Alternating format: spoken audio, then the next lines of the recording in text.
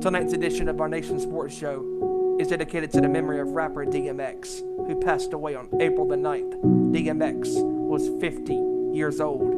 DMX was born Earl Simmons on December 18th, 1970 in Mount Vernon, New York. X is regarded as one of the greatest rappers of all time. His aggressive style, his aggressive swagger will never be forgotten and will live on forever. DMX's first two albums, It's Dark and Hell is Hot and Flesh of My Flesh, Blood of My Blood, came out in 1998, going #1 in the same calendar year, joining rapper Tupac Shakur's two albums, All Eyes on Me and the Don Illuminati, The 7 Day Theory, going #1 in the same calendar year on the Billboard 200 in 1996. DMX's first 5 albums, It's Dark and Hell is Hot, Flesh of My Flesh, Blood of My Blood, and then there was X, The Great Depression, and Grand Champ, all went #1 on the Billboard 200. X also released 2 other studio albums, including Year of the Dog Again and Undisputed. X's music could be heard across the landscape of the world of sports in many different places, including football, basketball, baseball, hockey, mixed martial arts, boxing, and so much more. His songs, Party Up, X Gonna Give It To You, Slippin', Rough Riders Anthem, Get At Me Dog, and many other great songs will live on forever. Also tonight, we pay tribute to the lives that were lost in Rock Hill, South Carolina on April the 8th. Our thoughts and prayers go out to the entire family of DMX and the lives that were lost last week in the shooting in Rock Hill, South Carolina. Tonight, our Nation Sports Show pays tribute to DMX and the lives that were lost in Rock Hill, South Carolina.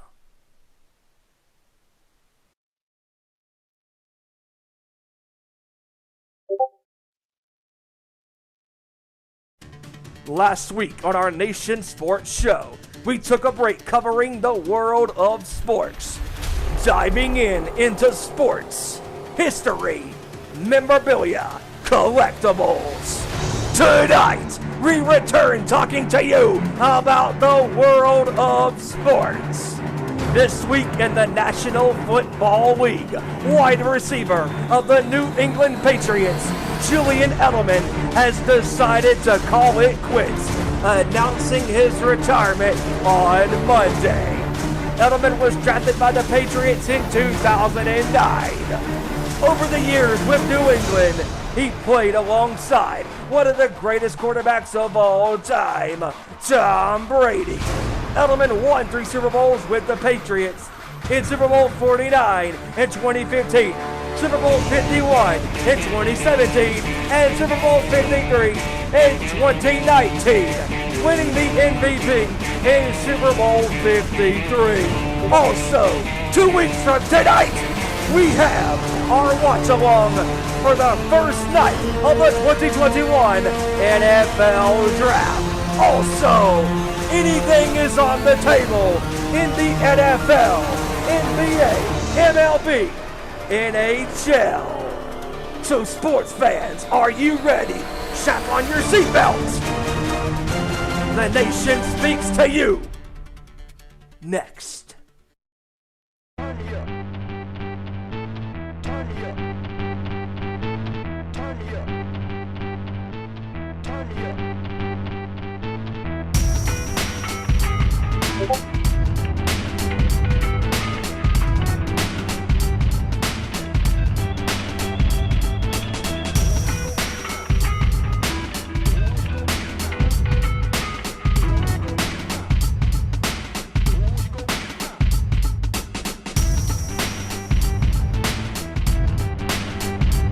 From the gridiron to the court, talking all that is sports. Members of the Busted Urban Nation bring to you our Nation Sports Show. Here are your hosts, Jon Blayne, Carl Rock, Kevin, Statman Big John, Ezra Vick, and Stephen Wyand. Good evening, everybody. How the hell are we doing tonight? This is another installment of the Our Nation Sports Show, coming at you like we do every Thursday night right here on YouTube. As always, there are 3 ways you can get in contact with us. Option number 1, if you're on Discord, go to discord.gg/Busted Open Nation. Go down to the it's under the Nation now, and you'll find us there. That's where you can listen to the show, and that's where we take all of our calls. Option number 2, if you're watching us on YouTube, and if you're on YouTube, please hit the subscribe button. Join us in the chat. We always love hearing from people, and we love the conversation we get in there.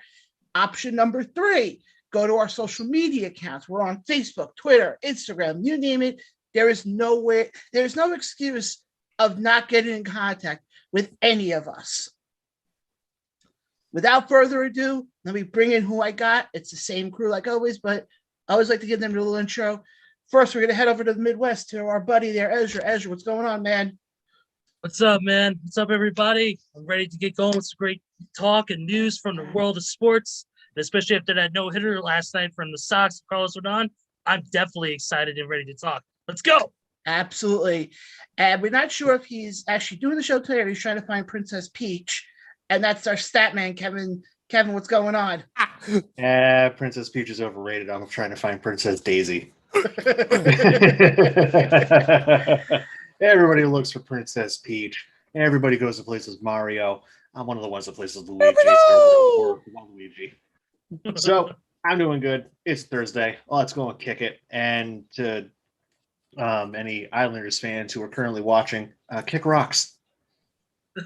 I'm going to go now to the guy who you hear do our intros every week. He is a phenomenal addition to the team, and that's Steve. Steve, what's going on? What's going on, man? Let's rock and roll. Let's do this, man. Let's kick it, split it, grit it, rip it, kick it, kick it. Don't please shit it. Let's go. Well, hopefully you're not shitting it because that would not be good. And last but not least, we're going to bring in the man who's one of the best right-hand men I got. That's Carl. Carl, what's going on, man? What's up? Let's go. Guys, I know last week we kind of took a week off from covering sports to look at all the collectibles that are in this show. We have a lot to talk about today. Oh, that's an understatement. But first, before we get to any of the news that broke this week, there is a big thing I want to get to start off the show. I know we mentioned, as Stephen mentioned in the intro, we are, commemorating tonight's show to DMX and to the people of the shooting this past week. But there's also one other part that we're dedicating the show to. And that's because today is Jackie Robinson Day. You're missing a second part. What's the second part? Today is actually up in New England. It is known as Patriots Day. I was going to get there. You're too slow. Thanks. But yes, so let's just get right into it now. Thoughts on with it being Jackie Robinson Day? Well, if you're a casual baseball fan and you tune in to watch a game today and you see everybody wearing the number 42, you probably scratch your head going, Why? Why? Like, wait, that's not my favorite. That's not my favorite player's number. Like, Mookie Betts is supposed to be number 50. Why is he 42? Well, today is commemorating the day of Jackie Robinson's debut in Major League Baseball. And thus the beginning of is it integration or like the color barrier? The color barrier. I'm trying to come up with like the technical term for it, but it's the color barrier at the time. Yeah. And the last person to have worn number 42, because there was one player who recently wore number 42, was Mariano Rivera. Because I think he was grandfathered in. Yes. No. Didn't he ask permission? He asked permission to honor him, and the family said yes. Okay. But he was because he was honoring Jackie. Mm-hmm. Other than that, number 42 will never be worn unless it's Jackie Robinson Day. All right, let me ask you guys this question then. Since we know 42 can't be worn, do you guys think there's another number, or that there should be another number that should be retired across baseball? Well, honestly, John, it's not just baseball, but it's across the world of sports. I mean, when I think of numbers, I think of the number 23. I think of the number 23 for a reason because of Michael Jordan, the guy that revolutionized American basketball in the NBA. I think of number 24 and number 8 because of Kobe Bryant, a guy that took basketball into the new millennium and won 5 NBA championships. When I think of numbers in the NFL, I think of, I don't know, number 12. Love him or hate him, he's a great quarterback, but Tom Brady. Mhm. Number 16 with Montana. Yeah. Number 4 with Favre. And all these players, man. I mean, when number 18 with Peyton Manning. I mean, my God. I mean, I was about to go and say, as an unabashed Patriots fan, 18 will be retired throughout the NFL before 12 is because of the unabashed ball washing of Peyton Manning in his career. But you guys are also forgetting one other number. 99, Wayne Gretzky. No. That's the one that I think of in the NHL. Yep. As far as NHL, yes. 99 Gretzky. Baseball. Yes. Baseball. 21. There should be other. Who? 21. And who is that? Roberto Clemente. Yep. Bingo. To me, I wouldn't retire a number, so to speak, for somebody. I mean, yes, granted, yes, Peyton has done great. They've all done great. But I look at it more look at what Roberto Clemente did. Mm-hmm. Hell, you want to throw another number in there? This one's going to be a hot take. Number 15 for one player. Thurman Munson. Sure. Mm-hmm. Think about it. Go right ahead. To me, and I get the fact, retiring number 8. I totally agree with you, Stephen, on that. As far as with Kobe, I totally agree on that. That should be retired. Yeah, but the other ones, like 23, I wouldn't retire it so much. I think if you get that number, I think I would kind of have it as a badge of honor. No. Chicago Bulls actually retired his number. Well, like Chicago, obviously, they're going to retire the number. The teams can retire that number. Mm-hmm. But when you go across the league like they did with Jackie Robinson. But when you wear that number, I'm not saying that these numbers need to be retired. But when you wear these numbers, man, it's like you're carrying that player's legacy. Correct. Exactly. On your chest. Mm-hmm. No matter what team you're on, if say number 12, okay, I'm number 12 on Chicago. Well, that number is synonymous with Brady. And so Rodgers. I got to live up to the expectations of carrying a name behind the number. Yeah. It might not be the same position, but you have to honor that. Think about it with basketball. LeBron James's number when he was playing at Cleveland, I believe now with the Lakers, is 23. Correct. So there's a whole generation, like all of us, I'm assuming, who look at 23 as, that's Michael Jordan. Right. But this generation younger than us are saying 23 is LeBron James. When LeBron had that number in Cleveland, and Kevin knows where I'm going with this, he had a lot of people saying that he was the next Michael Jordan. A lot of people saying that they still say it to this day. Yeah. They're going to say it to the end of time. And LeBron is not the next Jordan. LeBron is the next LeBron. Yeah. LeBron has carved his own path.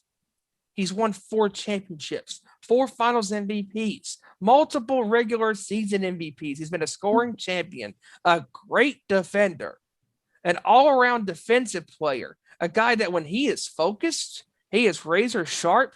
He can lock you down. It doesn't matter if you play point guard, small forward, power forward, hell, even center, for Christ's sakes. I mean, the guy, when he's focused, he is the best at what he does. But guys like Michael, guys like Kobe, no matter if there was a broken foot or a hurt, twisted thumb or torn meniscus or whatever the hell was wrong with these athletes, those guys played through injuries. I mean, hell, in Kobe's last NBA championship season, he played through a nagging, lingering of injuries, multiple injuries that would wound a mortal man in this day and age because they don't have the guts, the testicular fortitude, as Mick Foley would say, to play through the pain.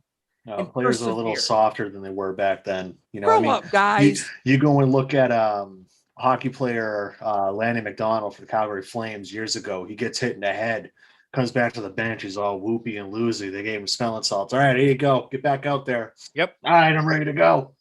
Yep. You know, they're soft. I mean, think of it this way. Everybody goes and, you know, makes fun of baseball players when they go on the injured list for I slept like Clay Buchholz. I slept wrong on the couch, so I hurt my neck.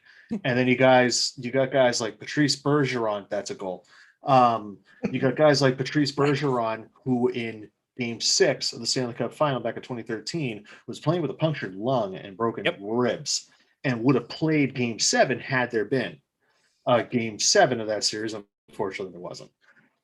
Oh, Kevin, another game that just popped in my head when it comes to sports, when people with injuries or people with, you know, illnesses or whatever. The flu game, the infamous flu game from the NBA Finals of '97 against the Utah Jazz. Michael Jordan wakes up in the morning, early in the morning on game number 5, the day of the game, and he is puking his guts out. He is sick as a dog. He's running a fever. He is weak. He hasn't ate all day. And they're like, oh, we don't think he's going to play. Michael Jordan said, screw that crap. Yeah. Went out there, sweated his ass off, and played his ass off, scoring 38 the best game of his life. But scoring 38 points and hit a clutch shot in the fourth quarter. Yeah. So I wish that today's athletes would understand what it means to play through the pain and sick, because I have heard motivational speakers that say if you sleep, you're not even trying. You're not even trying. I just go ahead, Carl. So we have 2 comments on YouTube. The first one is from our good friend RA. He says 3 and 43 in NASCAR for Earnhardt Sr. and Richard Petty, the king. Yep. Definitely, most definitely. Yep. And then Kev, your brother, opened his mouth. And he says, when you wear number 23 in basketball, it is definitely a badge of honor, and you better live up to it. By the way, another great number 12 in football is Roger Staubach. And you're another famous number 12. There's another one. Quarterback for the New York Jets. Oh, Namath, yeah. Joe Namath. Yep. And Joe. Yeah. But And you know what? To go off of both of those comments, number 3 and 43, yeah, those should not be numbers that are used ever again in NASCAR. No. And with what my brother went and said, he's absolutely right. oh yeah, About 23. You know, if you're going It's to an wear honor. the number, like it's one of those things. I understand that they took 42 out, and they should take 21 for Roberto Clemente. But if you're going to wear the number, then you got to live up to it, because again, with 23, look at what LeBron James has done. You know, if there's going to be another Green Bay Packer that wears number 4, they got to live up to what Brett Favre did, or 18 in Indianapolis, or 12 in New England. Okay, but then you want to go another route. If the Yankees ever give out number 2 again, Wow. they got to live up. Okay, but here's the difference, though. Think about it now with the Yankees. If they ever give out 2, 3, 4, 5, 7, and 9. It might be easier, John, to list the numbers they can give out, since they retired like the most out of any sport. Yeah. But Steve, I want to go back to something you said before about how people make the argument LeBron's becoming the next Jordan. You said that earlier. I said LeBron is becoming the next LeBron because LeBron is on his own path. People are saying that he's the next Jordan, and it's not true. true. They've been saying this for the past 18 years. Yeah, that's just a fan perspective. That's Because not, he never went to college. He came he was drafted right out of high school, right into the NBA. Yeah, and that's why, to me, I don't understand why we live in the day of age now where people have to turn around and it's like, oh, well, this guy's going to become the next this person. No, you got person A is going to become the next person A. Like, you're not seeing anybody turn around and saying, oh, this guy's going to be the next Brady. No, there's only one Brady. Well, yeah, that's the thing, to tie it into what all brought us together is good people doing the show in pro wrestling, you hear it all the time. Who's going to be the next Hulk Hogan? Who's going to be the next Stone Cold? Who's going to be the next John Cena? It's like, no, I don't want the next John Cena. I want the next original. Yeah. And that's what I don't understand. You get these people who sit there and go, well, this guy's holding this number, so he's going to, no. That's who he was. Jordan did what he did. LeBron is doing what he's doing.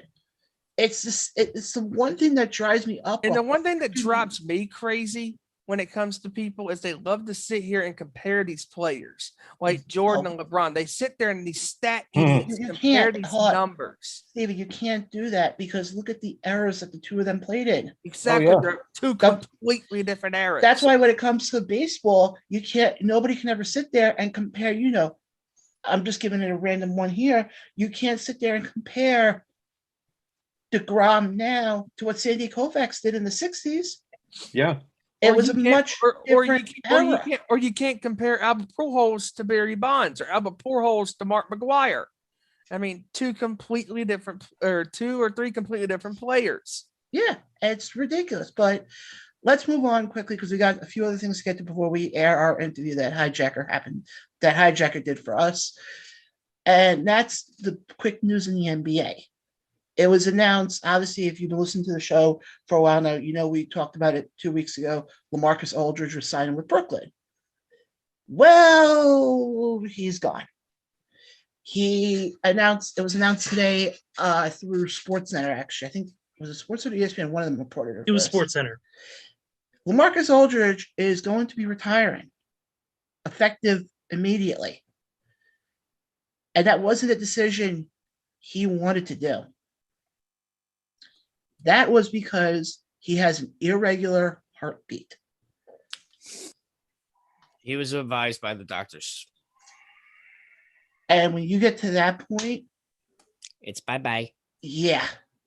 I mean, the comment that everybody says is, your health is more important than playing the game. I mean, I understand you want to play during some injuries, but this is a lot more different than that. Oh, yeah.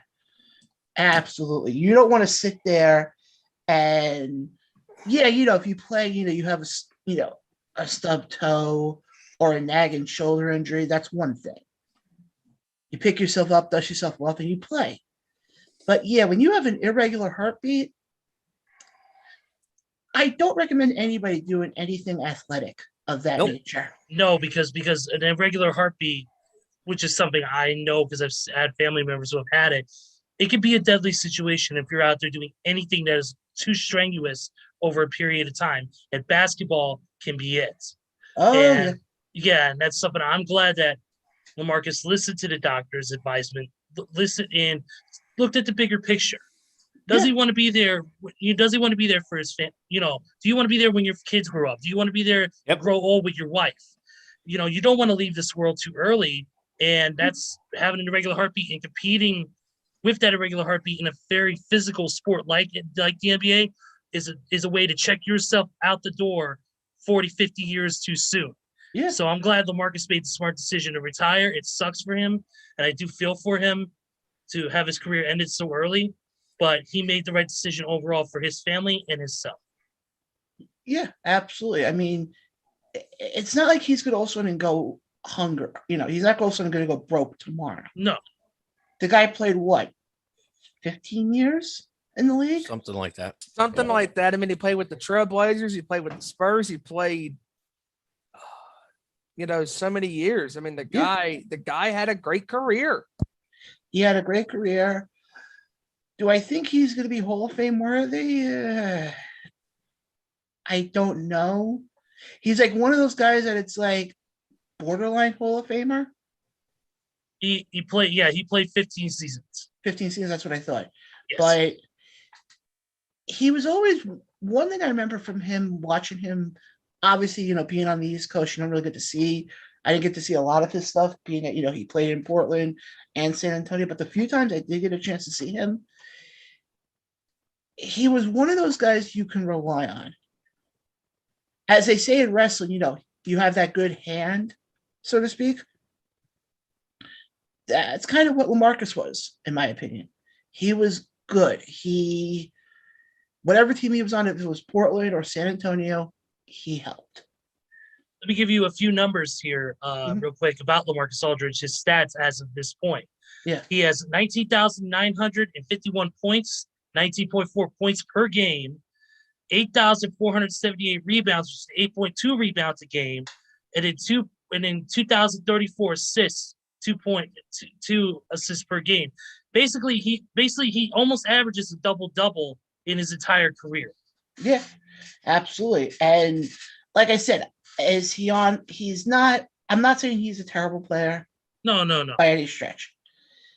But unfortunately, he's not, to me, somebody who, once he retires, he's not somebody who retires and all of a sudden, he'll be set up at shop at the Hall of Fame right away.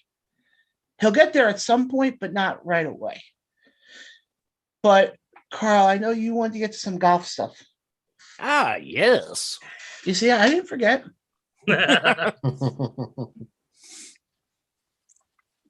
Drew So this first. past weekend was the Masters down in Augusta, Georgia.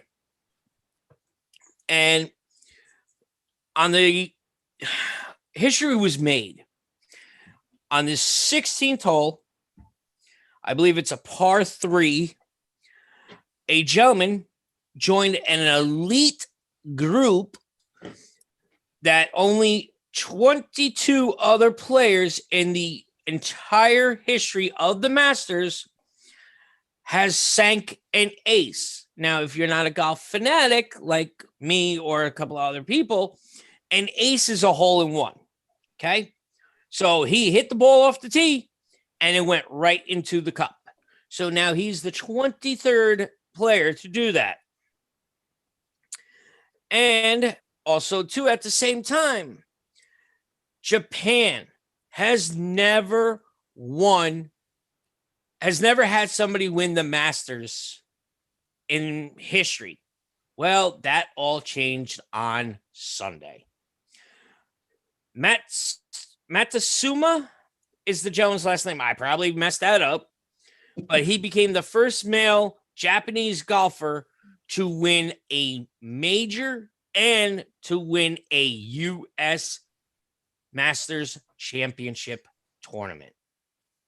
So congratulations to both gentlemen for their astonishing feats of one joining the elite group of now 23 to have sank a hole in one off the tee, and also to the other gentleman and the Empire of Japan for winning the Masters. Congratulations.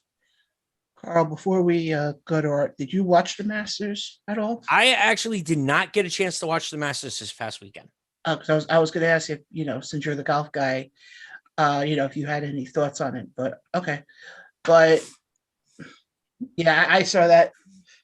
Thank you, my brother Tony. Not the greatest truck driver in the world for that comment. Hold on. What did he say? Called me a Tommy Dreamer. He goes, Carl pulling a dreamer eating on air. I'm eating Swedish fishes. And you say you want to be never mind. Hey. Let's move on, shall we? Yeah, we can be like my favorite baseball player and move on. Yes. Nice play there. But guys, we're actually about to send it over to our brother from the West Coast, Hijacker, who actually not only will have his weekly report for you guys, but also had a sit-down interview with, I just forgot the name of who it was. Eddie Chambers. Chambers. Yep, that's Eddie Chambers. Yep. So, guys, you will see us again in about 45 minutes, but don't go away because we know that Hijacker, like we always say, you're gonna like the. Oh, And also, too, just letting everybody know, he is going to the Coliseum shortly. So we might get a live report from the Oakland Coliseum tonight. Yep. Just give me 1 second. You never know. Because like last week on this show, we had a couple weeks ago on this show, we had one hell of a moment with him at the Coliseum for opening night. Absolutely. That was amazing. Yeah. That was amazing. Carl, did you see the response from Tony? Yeah, I saw that. And then also to RA's comment about golf. Pulling a Robin Williams quote from his little stand-up comedy act he did with that. Yeah, but guys, go enjoy this break. But we want you guys. I think during this break, I'm going to watch that Robin Williams bit. We will see you guys. Relive that one. We will see you guys in a bit. See you on the other side, folks. Hugh.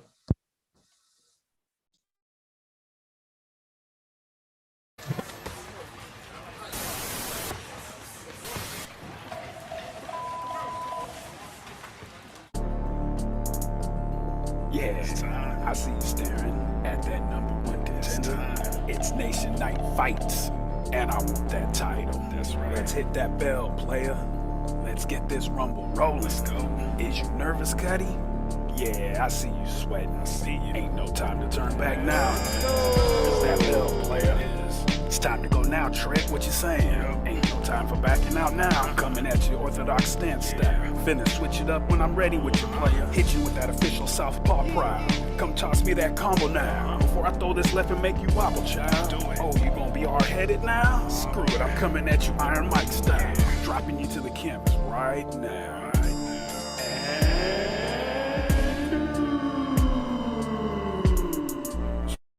Right, player. Nation, welcome to Nation Night Fights, your boxing report weekly with your boy Hijacker Mike.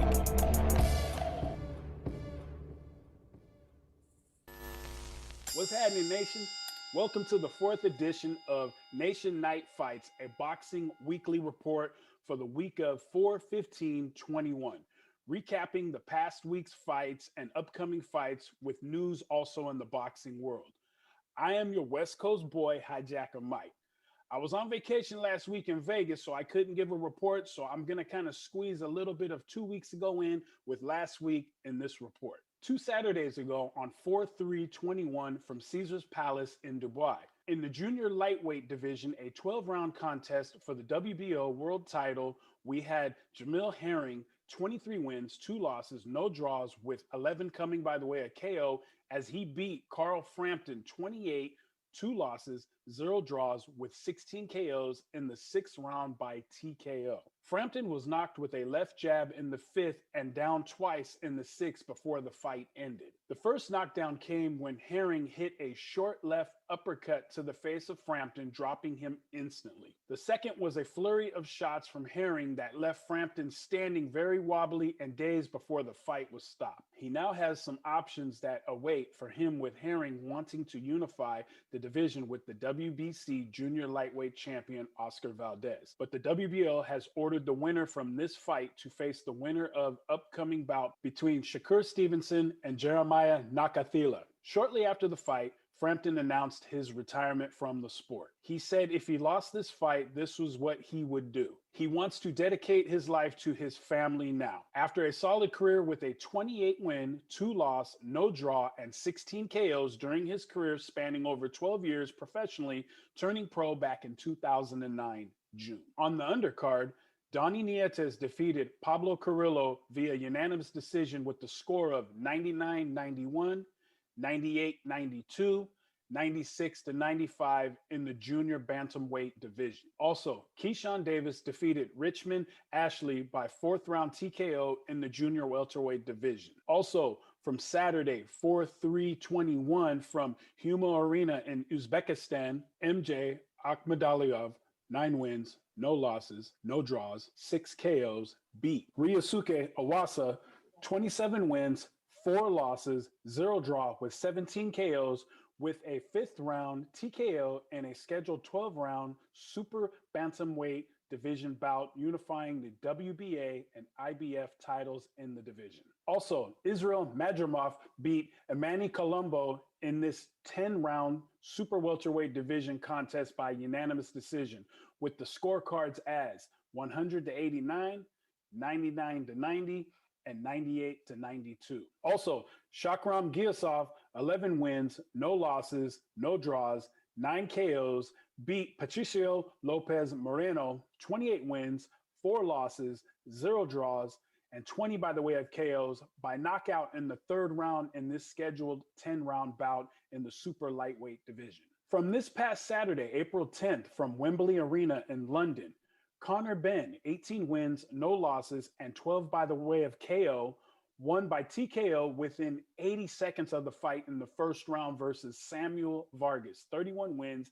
7 losses, 2 draws, 14 by the way of KO in this 10-round scheduled welterweight division contest. Ben tore past Vargas with power and speed from the bell. The ref had no choice to step in and stop this bout before Vargas took a brutal shot to be KO'd in that round. On this undercard, Savannah Marshall, 10 wins, no losses, 8 wins by KO, KO'd in the 3rd round. Maria Lindberg, 19 wins, 7 losses, 2 draws, 10 by the way of KO in this women's middleweight division, retaining her WBO title, scoring 2 knockdowns in the 3rd round when Lindberg decided not to get up from the 2nd knockdown. Shannon Courtney, 7 wins, 1 loss, 3 by the way of KO, got a unanimous decision in 10 rounds versus Ibani Bridges, 5 wins, 1 loss, 2 KOs, with a scorecard of 97-94, and the 2 other judges had it 98-92. Also, Cash Farouk, 15 wins, 1 loss, 6 by the way of KO, got a 10-round unanimous decision versus Alexander Espinoza, 20 wins, 3 losses, 2 draw with 8 KOs, winning this minor regional WBA bantamweight belt. Judges had this bout scored as 97-95, 97-94, and 97-93 for Farouk. Nick Campbell, 11 wins, 5 losses, 3 KOs, TKO'd in the 2nd round. Petre Frolic, 2 wins, 31 losses, and 1 draw with 1 KO in this heavyweight bout. Campbell, a 31-year-old, 6'7" former rugby player, knocked down early in the 2nd round, and then within 40 seconds of the start of this round, the ref stepped in and stopped the fight. Results from Osage Casino in Oklahoma this past Saturday, 4-10-21. Joe Smith Jr., 27-3, 21 by the way of KOs, beat Maxim Vlasov, 45 wins, 3 losses, and 26 KOs by majority decision in their 12-round WBO World Light Heavyweight Championship bout. The 3 judges had the scorecards as 115, 112, 115, 113, and 114 even in favor of Smith Jr. On the undercard, Jared Anderson, 9 wins, no losses, 8 by the way of KO, beat Jeremiah Caprisi, 16 wins, 2 losses, 1 draw, 6 by the way of KO in a scheduled 8 rounds in the heavyweight division bout with a 2nd round knockout. In another bout, Efe Ajagba, 15 wins, no losses, 12 KOs, beat Brian Howard, 15 wins, 5 losses, 12 by KO by a knockout in the 3rd round. This was a heavyweight bout set for 10 rounds. In the 3rd round, Ajagba hit Howard with a right hook to the left ear, the side of his face, and it was good night. The announcers in the replay said it sounded like a gun going off when the shot was hit alongside Howard's face. Also from the Mohegan Sun Casino in Connecticut this past Saturday, 4-10-21, Jerwin Ancajas, 32 wins, 1 loss, 2 draw, 22 coming by the way of KO, beat Jonathan Javier Rodriguez, 22 wins, 1 loss, 16 by way of KO by unanimous decision in this 12-round bout for the IBF Super Flyweight Championship. The judges' scorecards were 115-112, 116-111, and 117-110. Also, Imantes Stanionis, 13 wins, no losses, 9 by the way of KO, beat Thomas Dulorme, 25 wins, 5 losses, 1 draw, 16 by the way of KO by unanimous decision in this 12-round welterweight division matchup. Judges' scorecards were as followed: 115-113, 116 to 112, and 117 to 111 in this WBA eliminator bout. Jaron Boots Ennis, 27 wins, no losses, 24 coming by the way of KO, knocked out in the 6th round Sergey Lipinets, 16 wins, 2 losses, 1 draw, 12 by the way of KO. This was a scheduled 12-round bout in the welterweight division. Ennis came out swinging from the 1st round bell. In the 4th round, Ennis hit Lipinets with an uppercut, dropping him to the canvas. But it was later in the 6th round as Ennis was rolling with the punches and several counters landing shots to Lipinets' head as Ennis dropped him with a left hand to the body in this fight. But it was later in the 6th round as Ennis was rolling with the punches and several counters landed shots to Lipinets' head as Ennis dropped him with a left hand to end this fight. Now, in boxing news, Ryan Garcia, 21 wins, no losses, 18 KOs, is set to fight Javier Fortuna, 36-2-1 with 25 KOs in July for Garcia's WBC Interim Lightweight Championship, as Fortuna is the mandatory challenger for the title. This fight is looking to take place in Los Angeles or Las Vegas. Jason Rosario, 20 wins, 2 losses, 1 draw with 14 KOs, is set to square off against Erickson Lubin, 23 wins, 1 loss, 16 KO, in a junior middleweight contest. No date or venue has been set, but this showdown seems to officially come down in the coming months. As of now, Lubin occupies the #1 spot in the WBC rankings. Miguel Cotto, 41 wins, 6 losses, 33 by the way of KO, and Juan Manuel Marquez, 56 wins, 7 losses, 1 draw, 40 KOs, is set for a June 12th exhibition bout.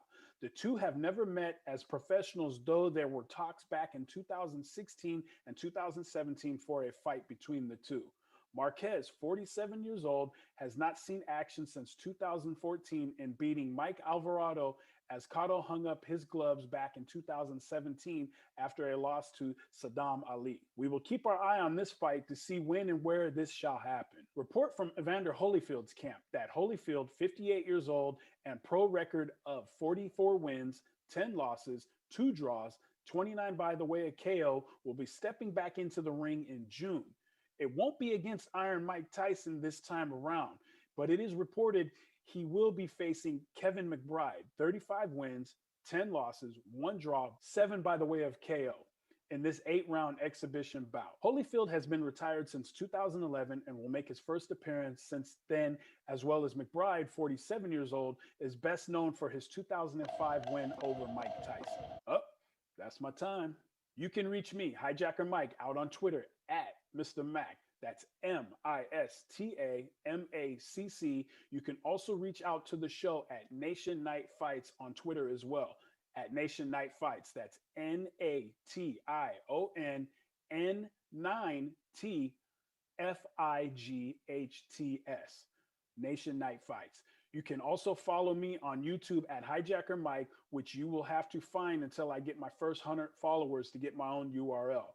So please subscribe and follow. If you have any information in the boxing world or would like to join me on a show, a upcoming fight, or boxing news, please email the show at nationnightfights@gmail.com. Thank you for joining me on this edition of Nation Night Fights, and I will see y'all next week. Back to our Nation Sports Show with the boys. Peace.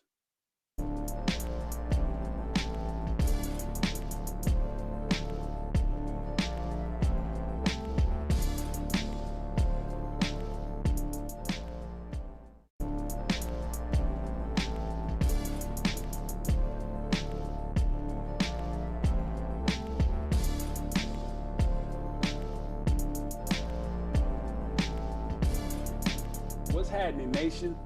Welcome to this edition of Nation Night Fights Weekly Boxing Report Special Interview Edition.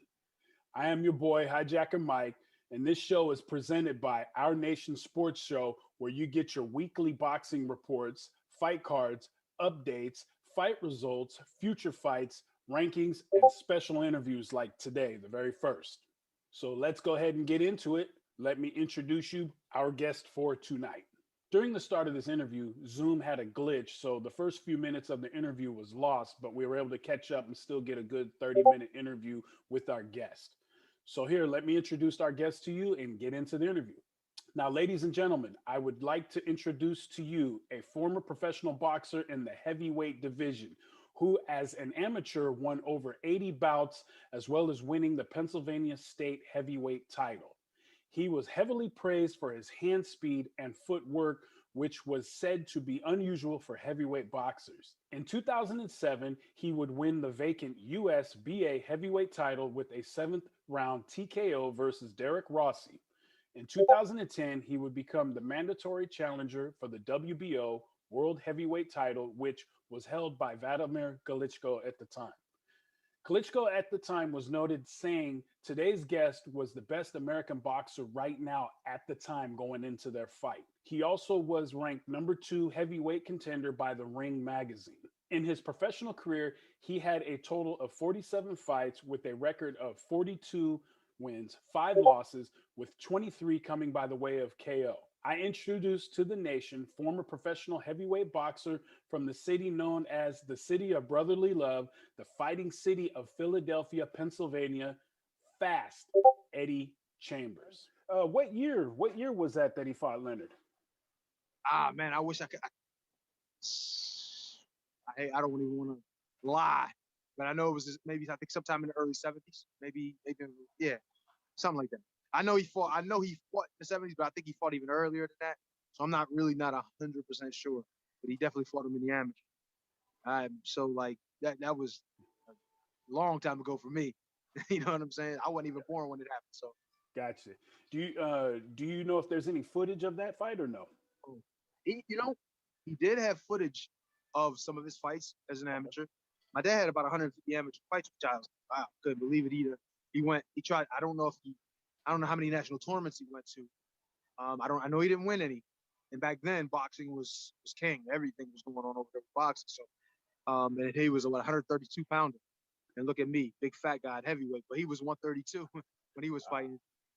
Well, so, man, you had some amazing foot and speed and handwork during your career, man. You were agile. You know, looking at a lot of your fights, when your opponent would attack, if you got hit with a 1-2 punch, that third and fourth punch coming, you were able to move quickly out the way and surprise your opponent. So you had some good footwork and hand speed yourself. Thank you. To be honest, the 1-2 I wasn't trying to be there for either. But yeah.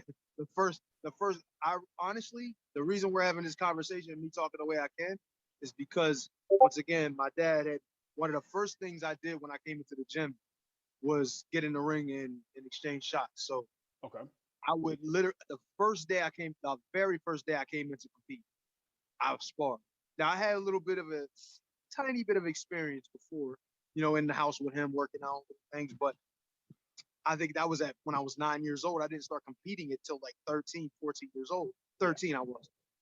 So, there was a lot I had to, relearn, like wrapping my hands, little things like that, little small nuggets of knowledge like that I can forget over time if you don't do it. Then after figuring out how to wrap my hands or get my hands wrapped, I'm jumping right in the ring with one of the young guys who actually was experienced and did actually really well, which was surprising to me because I had no confidence back then. But I guess this was my sport. You know what I mean? So it kind of shocked me. I'm not a fighter, my mentality is not for that. Yeah, I understand. So as you were coming up, watching your dad fight a little bit, who were some of your idols coming up in the boxing game? Oh, my goodness. Man, there's so many. The first real guy that I really was a big fan of, and trust me being a heavyweight had nothing to do with the fact, and well, I say with the fact, but with who I really idolized growing up. I always liked the lighter weight fighters because I was always a big skill guy. Not saying that heavyweights don't have skills, but they absolutely do. Yeah. But sometimes it can be overshadowed by their size and sheer strength and athleticism at that size. So for me, it was always like, Shane Mosley was a big favorite of mine when I came in. Big time favorite. Like, man, I watched that dude so much. I even watched his training footage and tried to do whatever he did. You know what I mean?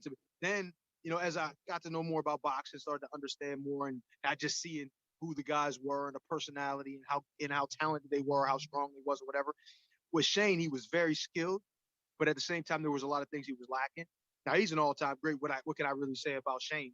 But there's certain things, that of course, if you want to be critical of a great fighter, there's always the little things. So once I watched him, and then I started to watch other guys like Floyd Mayweather, and now my all-time favorite, one of my all-time favorites was James Toney.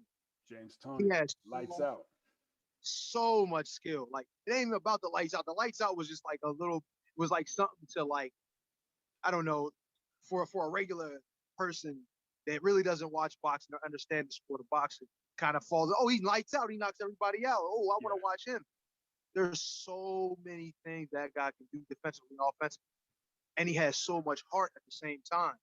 It's like, to try some of the things that he tried and done over the years and made a part of his game takes a lot of heart, a lot of balls. Yeah. Pause. Sorry. I didn't want to say it like that. So I didn't nothing to show him. You know what I mean? You're But good. it takes a lot, man. And James had it in abundance, man. It was like, when I watched that guy fight, man, I literally tried to mimic. I worked on that stuff day in and day out. One of my best performances in a loss that I had was with Tomas Adamic. I literally watched his fight almost every day in camp. You know what I'm saying? Almost every day in camp, just to really pick up a lot of what he did. And it's hard to kind of pick up those kind of things in one camp, believe me. Yeah. But I tried it. It was great. He was great. Another one is Holyfield. Vander Holyfield got the heart of 10 men, and just and he has great skill. Don't underestimate the skill that he had too. Yeah. But in overall just ability and athleticism, he had it all.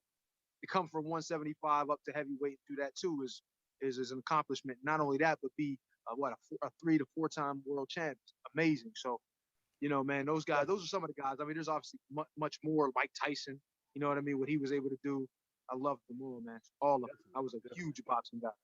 Definitely. You also picked up pretty much the year after Holyfield did the USBA heavyweight title, correct? Yeah, I did. One of the things I did, kind of one of the, I don't want to make it like it's not a big deal, because I guess it is to some degree. Some people never get the opportunity to do that. But yeah, man, I wanted much bigger, much more than that. Yeah, definitely.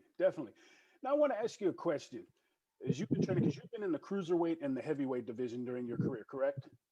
Mm-hmm. Okay. A little bit, yeah. A little bit. Okay. Now I know heavyweights. We know heavyweights are known for haymakers and jabs. Strong punching. Yeah. How hard is it as you go into a fight, as you get into the 6th, 7th, 8th rounds? How hard is it to hold your gloves up and keep that leather in front of you and keep blocking? Especially when your opponent comes at you with a barrage of shots. How hard is it? Because people don't understand. By that 8th, 9th round, those gloves feel like bricks on your hand. Well, see, what happens is the more time you spend doing anything, the easier it becomes to deal with, even things that would amaze people. You know what I mean? So for me, and if you watch my fights in the past, I like to keep my hands high. Yes. Throughout most of the fight. And, actually, the first 3 or 4 rounds, I'll be kind of elusive, making you miss completely, rather than taking shots on the arms later in my career more so than earlier. But I would still spend most of the fight walking big guys down with my hands up high. You know what I mean? So it's just a matter of really being in the right condition and expecting to go many rounds. So needing to be in the kind of shape where you can succeed. You understand what I'm saying? Gotcha. The problem with a lot of guys is they want to be front runners. You understand what I'm saying? They want to start ahead. They want to start in control. And even I, at times, was like that too. Instead of being ready to sometimes dig down and have to win the fight later, take over the fight at the end. Know that you're going to have to go the distance and use your skill, stamina, and overall ability to take it. Yeah. A lot of times you get like some of these big guys, man, and they get to the 5th, 6th round, and they're like, they can barely pick their, like you said, they can barely pick their hands up. Yeah. And it's hard for them to compete at that time. You know what I'm saying? Definitely. It's so important. Conditioning. That's one of the things my dad did for me. He made me so scared to be out of shape. He told me so many stories about him being out of shape. So getting in there and getting beat up. So what was one of your biggest pet peeves on conditioning? Oh, I hated running. I still hate running. I bet. I love basketball. Basketball, there's a lot of running in basketball, but if it got something to do with that, I'll run. So what I try to do is like a lot of my cardio training Yeah. when I was fighting a lot more, kind of involved with basketball a little bit, but it never really worked. And then I had to completely get away from it because I really, really had to focus on my career. Yeah. And, I just hated running. And even I could do it, and it wasn't really that hard. I tried to put music on, try to make it fun. And I wasn't the long distance guy. Like, I mean, don't get me wrong. I didn't mind doing it, but then I always, I was always running with my brother. My brother was 140 pounds. And keeping up with him was like literally chasing a deer around the park. And it's like, dog, I'm like, man, I got to keep running with this dude. Not in a sprint, I might have a better shot. But if we run in long distance, remember, I'm 210, 215 pounds and stuff at that time. Now, when I got a little bit older, a little bit further in the game, I dropped more weight and realized how much more athletic and how agile I was, or I could have been. Yeah. But running with him and sometimes coming into camp out of shape, man, it was a confidence kill, man. Like I'd be watching him flying around the track and I'm chasing him, and I'm like, oh my God. And it was just twice as much work for me to get those results. And it's like, man, whatever. But I still hated running.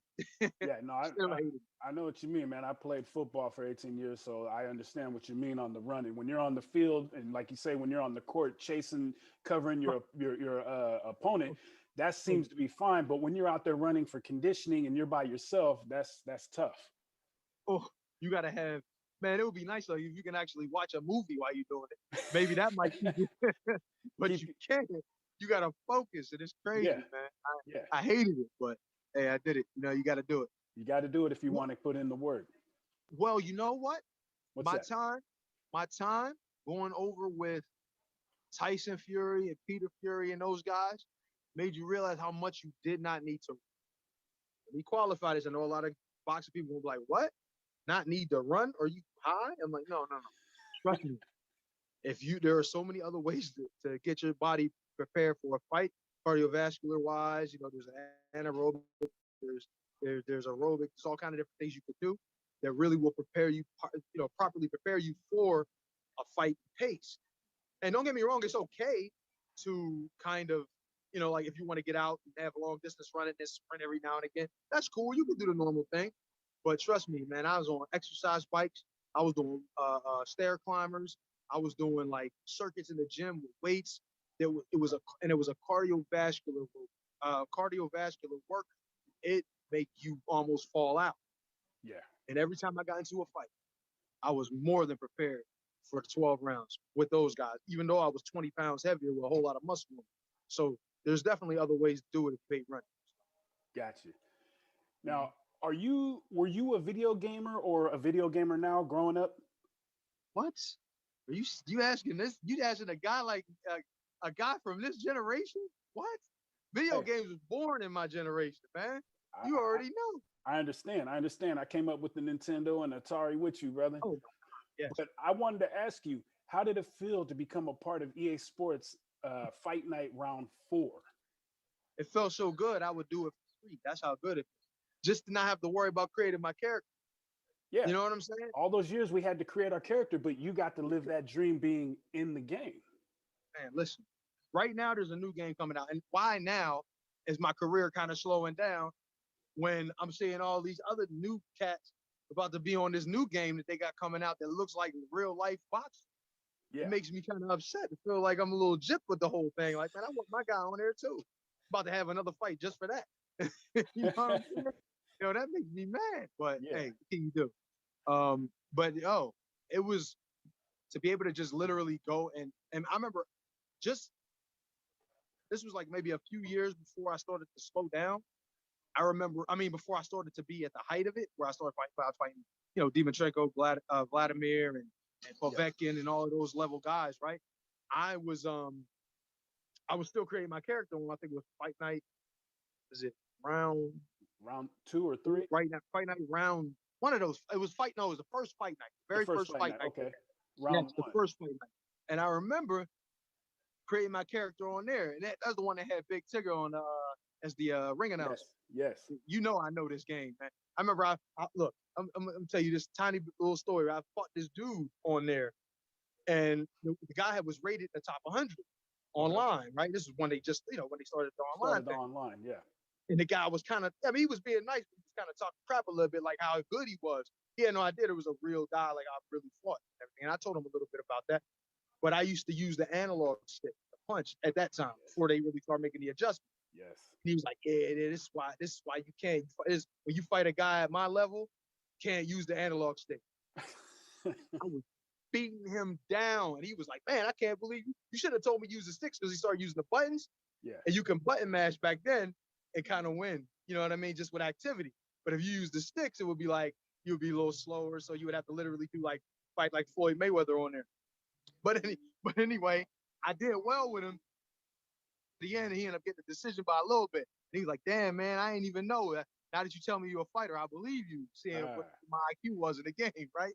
Then I fought this dude that was ranked number 4, and I was beating him down, and he quit. And that was back before, if you quit, you didn't get penalized for it. You know what I'm saying? Yeah, you were able to back out. He backed out. And I was like, I was about to be ranked. And it didn't go on his record because he was able to back out before they hit you with a loss. Right. That was before that. So seeing people learn all kind of little slick little things they do. Yeah. They unplug their system. Oh, we got disconnected. Like, dog, you was getting beat down. It was kind of like playing Madden back in the day. There was 3 plays on the offensive book that you as a defense could not stop. And everybody online kept throwing those same plays to the halfback out the backfield. So I know what you mean when cats would unplug the game and back out of their fight. Oh, sorry, that wasn't directed at you. No, good. All good. But yeah, man. I remember there was a lot of money plays.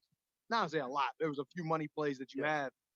And like with Madden, and I never really played Madden online, but I played 2K a lot online. 2K9 was my game. If I played that online, I was one of the better ones online with it.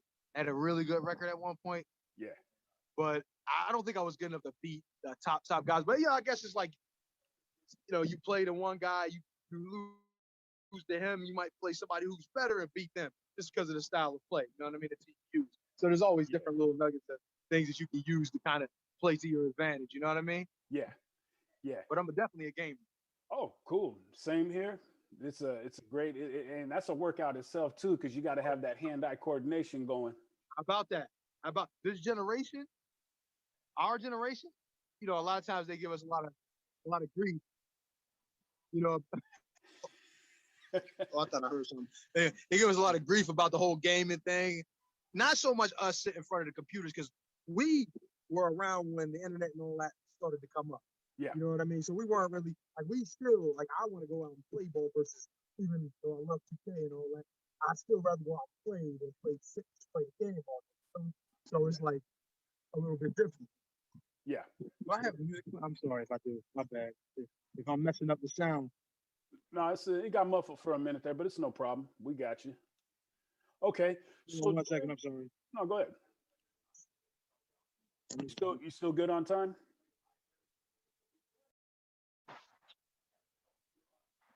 Yeah, I'm sorry. Sorry about that. No problem. You can hear me? My bad. I had to cut that off. Okay. Cool. You're still good on time? Yeah, I got a couple more. A few more minutes for good. Okay. All right. When you were in the ring, out of the 4 styles of boxing, what did you consider yourself? A swarmer, the outboxer, the slugger, or the boxer puncher? Would you said give me all the options again? One more time. Okay. Out of the 4 styles of boxing, did you consider yourself a swarmer, kind of like Mike Tyson? The outboxer, I would think kind of like Holyfield. The slugger, George Foreman, or the boxer puncher, kind of like Sugar Ray Leonard? I would definitely be more of a boxer puncher, more boxer than puncher though. You know what I mean? Because maybe I would have been more of a puncher at the cruiserweight division if I, because I'm big enough.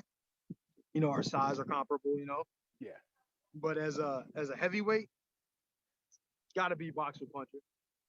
Way more boxer than puncher, because I'm hitting dudes that are almost twice my size. You know what I'm saying? So it's like, it's almost sometimes like hitting a wall, but I always made them feel me. always made him respect me. You know what I mean? So, I had a pretty good reputation with my peers, Yeah. and it's just unfortunate sometimes you just don't win the big one. You know what I mean? Because that was really what my biggest issue has been as a fighter. But definitely style wise, that's my style. Okay. And I know we were talking a little bit last night back and forth about a couple of fights last night. Who had the better knockout last night? Was it Ajagba or was it Boots? Man, I didn't see Ajagba's knockout, but I don't know who did F.A. Ajagba fight again. He fought Brian Howard. All right, now it could have been the biggest highlight reel knockout ever, I think. But Boots' knockout was against somebody who was not only a former world champion, but one of the top guys in the division even now. He top 6, and he annihilated him. Lipinets, he literally took Lipinets off the canvas when he hit him with that left. How about that? So think about this. Yeah. Lipinets is an elite fighter. He's not no regular guy just coming out and he was a good name. No, he's not just a name. In fact, his name is a little less than what he actually is, or actually might be a lot less, because he's kind of overlooked. Only one that beat him was Mikey Garcia. Yeah. He put my man Lamont Peterson into retirement. Not saying that Lamont was Lamont of the past, and remember, he won a title in 13 fights. So you got to give this dude a lot of credit for who he really is. And for Boots to dominate him, and not only he made it look like he shouldn't even have been in the ring with him. That's how good Boots looked at him. Seriously. So imagine when you talk about level of competition and the way he put him out, and it looked like he might have broke his jaw. I don't know what happened, but he look, Boots he's more than just, he's so talented. I want to see him when he puts it all together. He put it all together. You don't beat guys like that guy if you're just, he's talented. No. He's the package. He's that dude. He could take a shot. Look like he could take a shot because Lipinets got him with a good one in there last night. Now, I mean, don't get me wrong. He's still got a fresh chin. He's very good defensively, so he rarely gets hit. So he's okay with that. But he's a monster on the inside. He's a monster on the outside. He's a monster from the southpaw. He's a monster from the right hand. He's tricky. He's quick. He can punch hard as anyone. Man, look, they got a problem with this kid coming forward. I'm telling you. Like, definitely. I see so much in this dude, man. He grew up around the sport, and a lot of guys that grew up around it like he did with all his brothers and his dad being involved in it so long and being so good at it. It's crazy, man. It's amazing to see a guy like that in evolving into what he's going to be. And honestly, I don't want to speak too soon, but you look at Terrence Crawford, you look at Earl Spence, you look at these guys, and you start to think like, damn, will they be able to deal with this dude? Yeah. You know what I'm saying? Yeah. And I like definitely. those guys. Yeah. Do you honestly think it will be like that much different with them? Now, yes, it will be different in a sense that they have different styles. But this is the problem that I have with that. You're not going to be as fast as him. Yeah. They're not as tall as he is. They don't have the range he has. Do they have more power? I don't know. I don't know. I really don't know.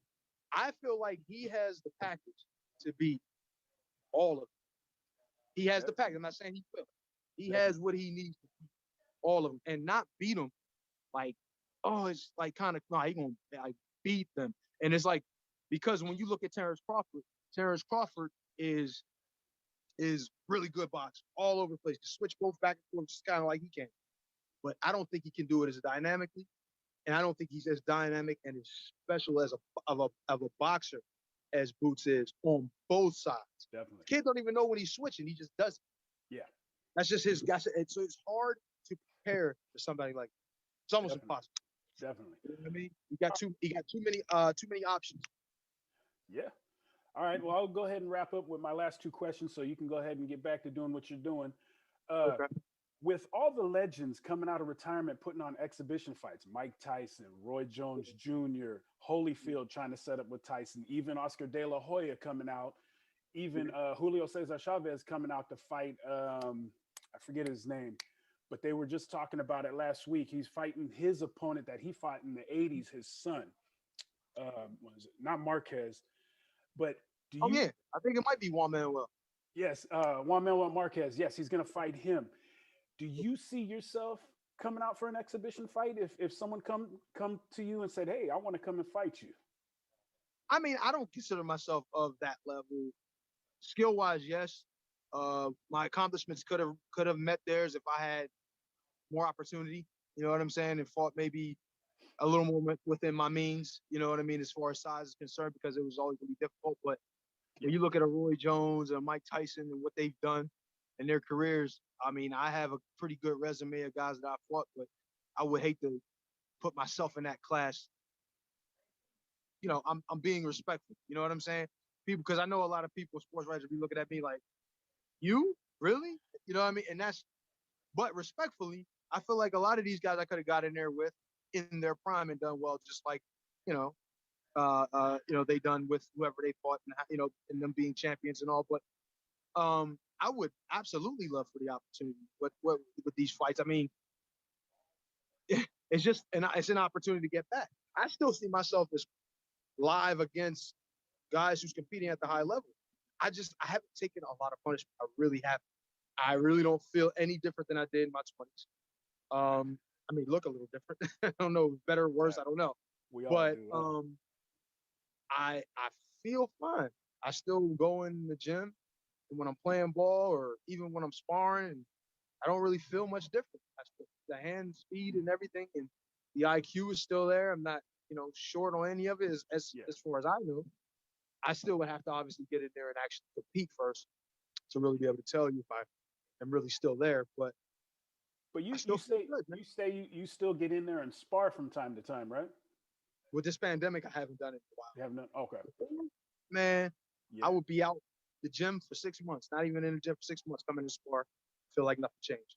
Yeah. So the I've pandemic. always- So the pandemic's hurt the boxing game a lot, pretty much the last year since it's been clearing up. But I know when it first came out, nobody could do anything. Nothing. You can't do anything. You couldn't do anything. So now, even now, getting back, it's a little iffy. You know what I'm saying? And there's still a lot of inconsistencies with training, because where are you gonna go? Certain gyms close down, certain ones open. It's too inconsistent. It's hard. I'm used to having a spot, Yeah. time, and you know what I mean. And it's just like nothing's there. There's no structure anymore. It's kind of hard to really put everything into in motion like it should. Gotcha. All right. And my last question I wanted to ask you, since you've been retired from boxing, what's a typical everyday day for Eddie? Haven't officially retired, but Okay.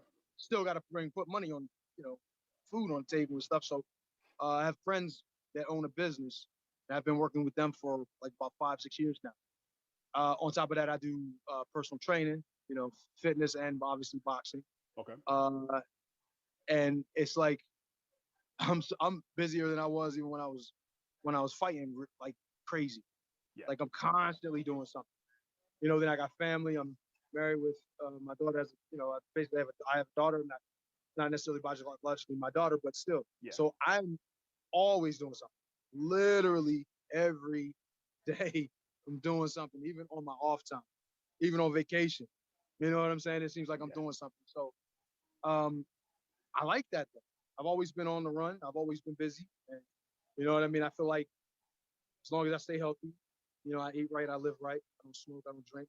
Really, I don't do any of those things. I'll be fine. And if there's an opportunity for me to ever get back into the ring, I'll take it, because I feel like my body's still capable of doing it. Gotcha. Mhm. Okay. Well, why don't you let everybody know how they can reach out to you on social media and get a hold of you and be able to speak with you? Oh, well, on Twitter, obviously, I'm still Fast Eddie Chambers on. It's on Fast Eddie Chambers on every platform pretty much that I have, which is there's Twitter, there's Instagram, Facebook. Facebook, actually, I have a fan page, Fast Eddie Chambers. The other one is my actual page, which I go back and forth with having too many friends, so it's kind of hard to friend me on there. But it's my actual full first name, Edward, and Chambers. So on Facebook, that's how you can get to me. On Instagram and Twitter is Fast Eddie Chambers. Okay. Well, I appreciate the time, man. Thank you. Not a problem, man. I had a good time with it too, man. I like to talk, as you can tell.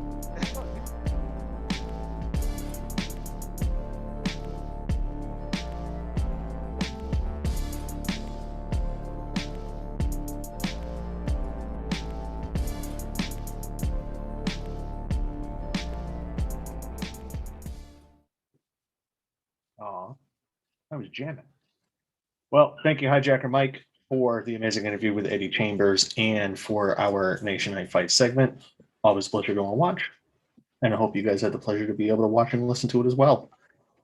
So I'm going to go run down briefly scores from today's games.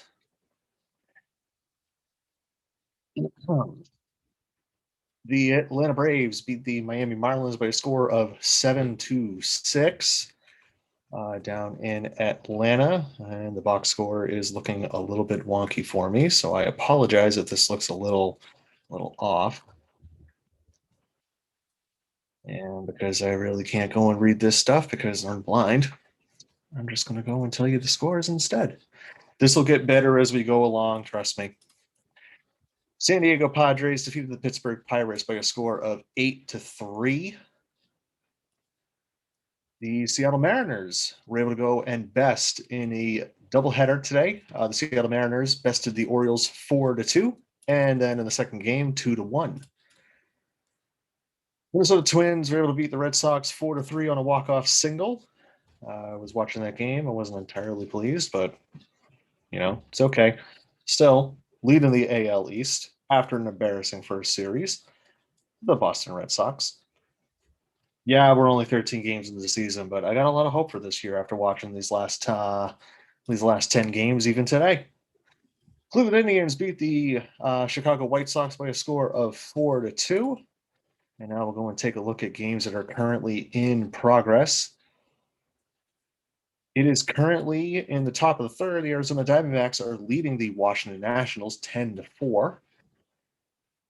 At the end of 3, the Rangers and Tampa Bay Rays are tied up at 1. And in the top of the first, the Blue Jays and the Royals are knotted up at 0. And coming up tonight, the Detroit Tigers will be traveling to the Oakland Athletics.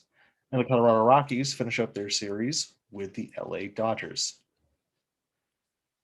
To the NHL, the Boston Bruins are currently leading in the second period by a score of 2-1 over the New York Islanders.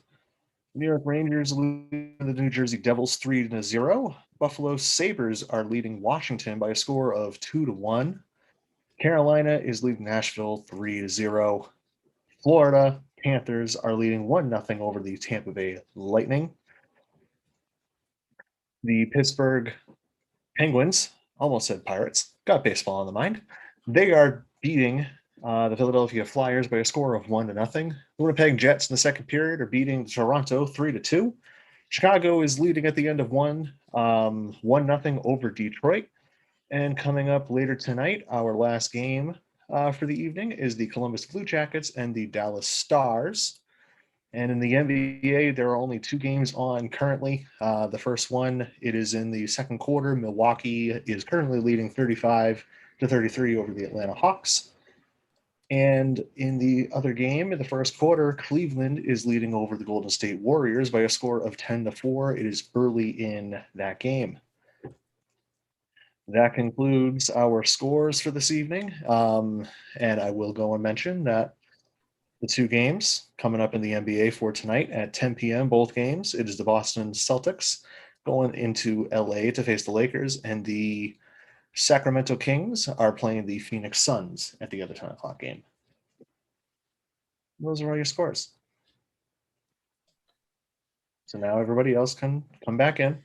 I had my alone time this time. Nobody just jumped in. It was great. Yeah, because there was nothing to make our brains go stupid rant time. But Well, yeah. So while we were watching and listening to Hijacker Mike, I happened to go and pull up a quick article that I saw at the very beginning of the show, but knew you can wait for NFL talk because that's what we're going to get into now, right, John? Yeah. Okay. I just want to make one quick thing though. Yeah, definitely want to thank Hijacker again for doing that interview. That was great. Eddie I was learned a lot from him. Mm-hmm. You can see that on our YouTube page. If you missed that interview, it'll be up on our YouTube page, I think, tonight. 9:30. 9:30 tonight. So 9:30 Eastern time tonight. It So drops. you definitely don't want to miss that at all. But again, great stuff from Hijacker. But Kevin, floor is yours. Okay, so I've got two little nuggets. One that was an article posted tonight. Everybody knows that the former Washington Redskins and the Washington football team, due to last year corporate sponsors saying that we will no longer sponsor your team if you continue the Redskins name. They will still be the Washington football team for this upcoming season, and they've now just started sending out. Let me go and pull it up.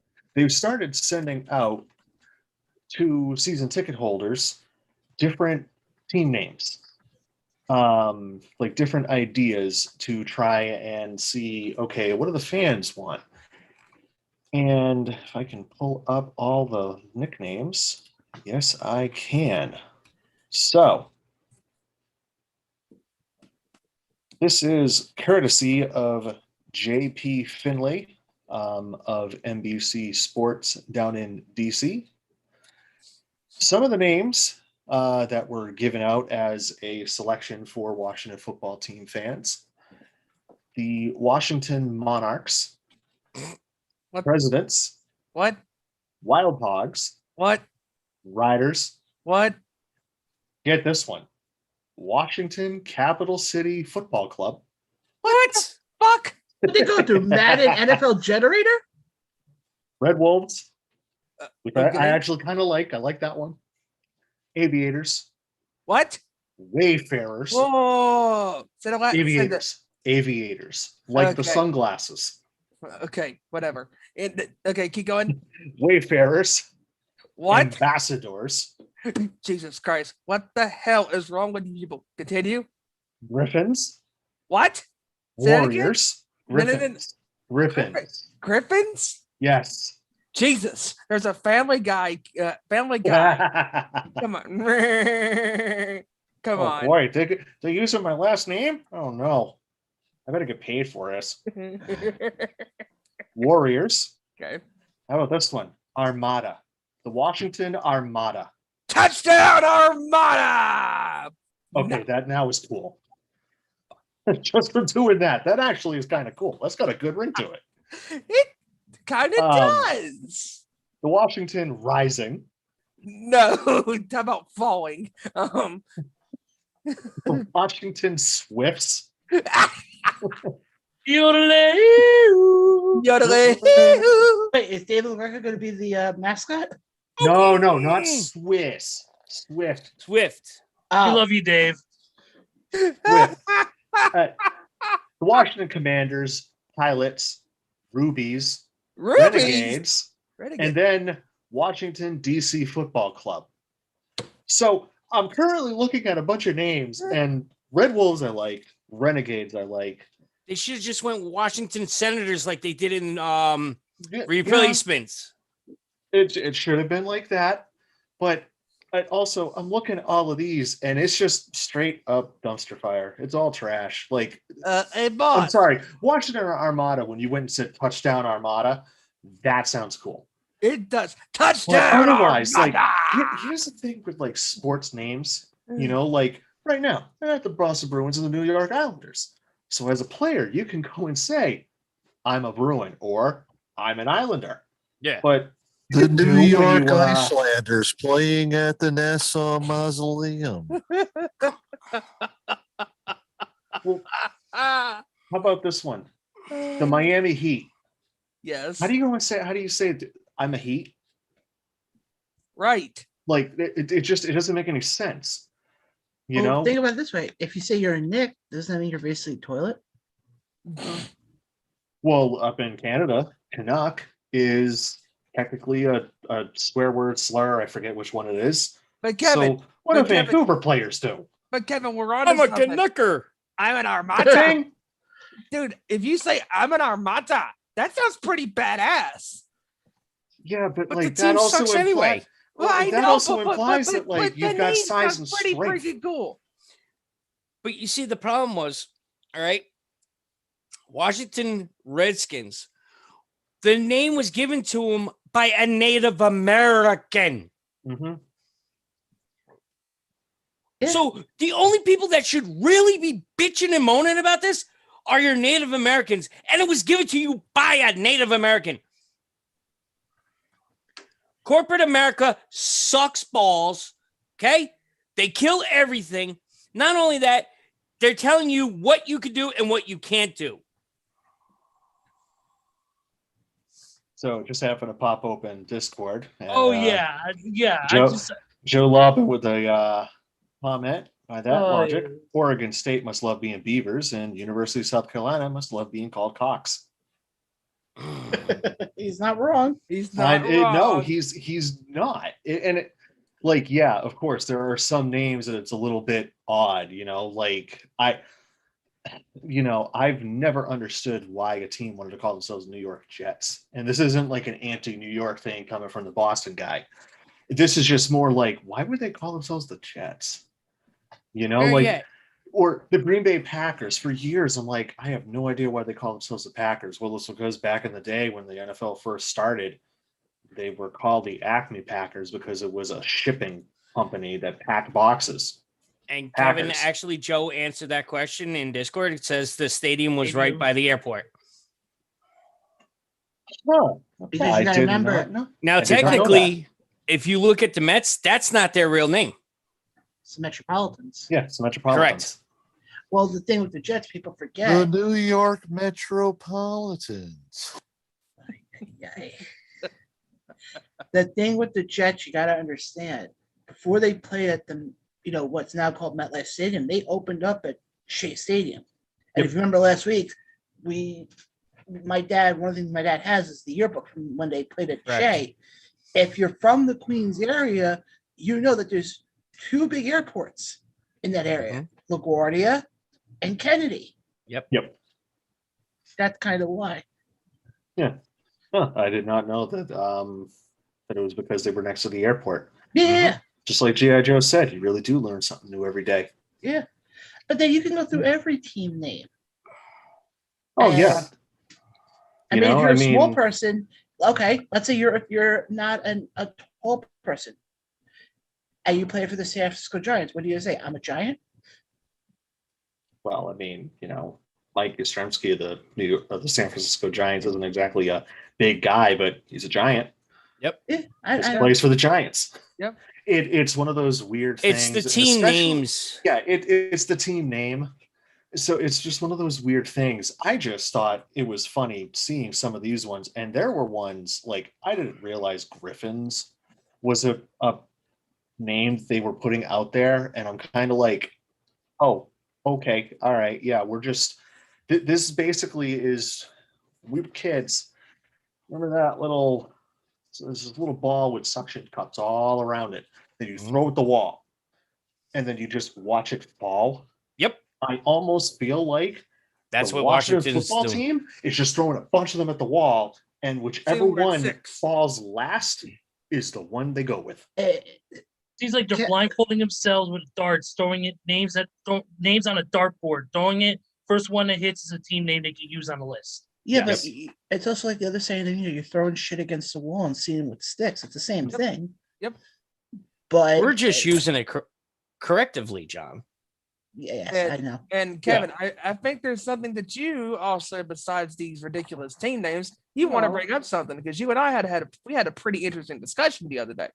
No, we did. I just want to go and mention one brief thing with these names.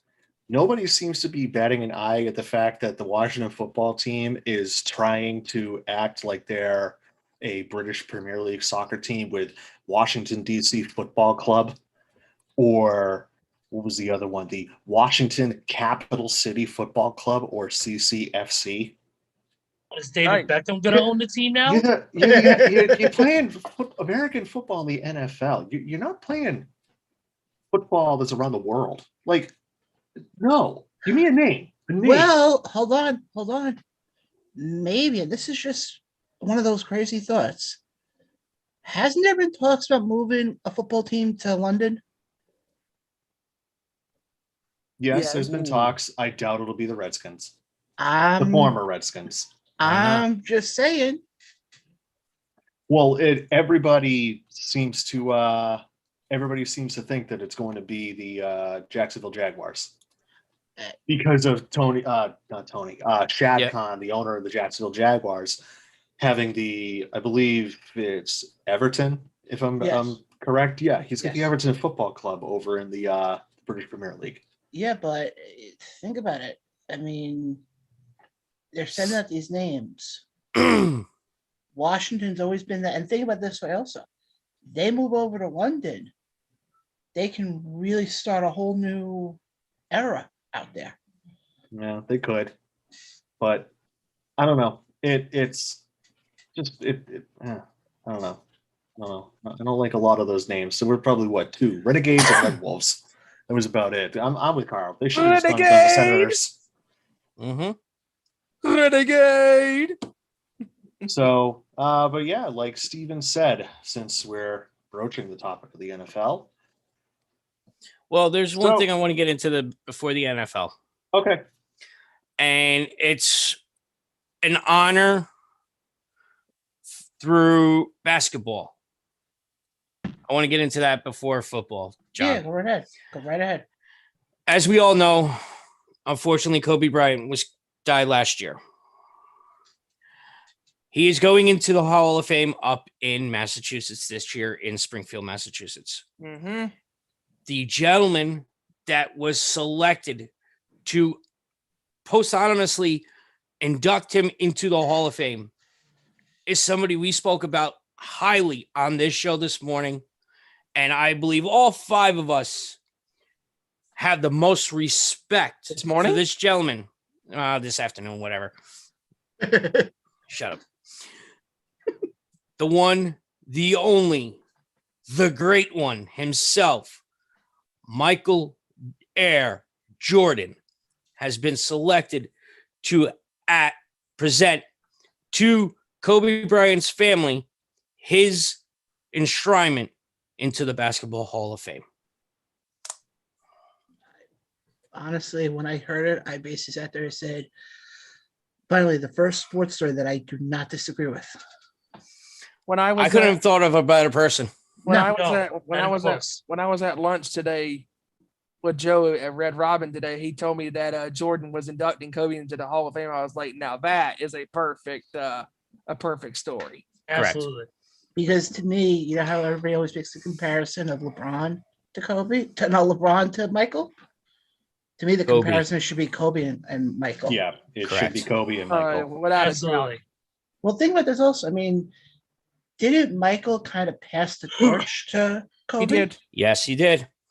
Yeah, so I have nothing wrong with them doing that at all. I think it's the perfect move. I think it's the right move.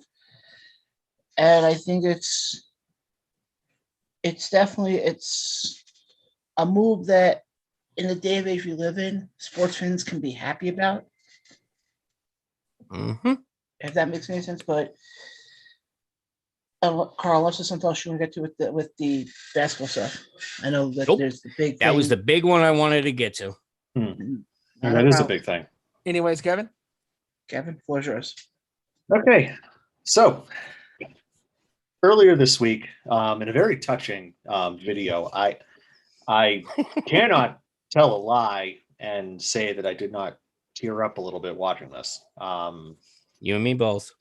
Julian Edelman announced his retirement. It all started when mid-afternoon there were tweets and news reports going out that his contract was terminated by the New England Patriots due to a failed physical. He sustained a knee injury last year that kept him out for the remainder of the year after, I believe, week 3 or 4. And then about an hour later, he releases a video as he's sitting in Gillette Stadium, and he goes and talks about how he is retiring, that he said he would play until the wheels fell off. And then he said, after a long pause, the wheels have fallen off. So that, of course, brought about our favorite discussion when it comes to any sports player out there. Are they Hall of Fame worthy? Is this somebody that you would put into the Pro Football Hall of Fame? And I say no.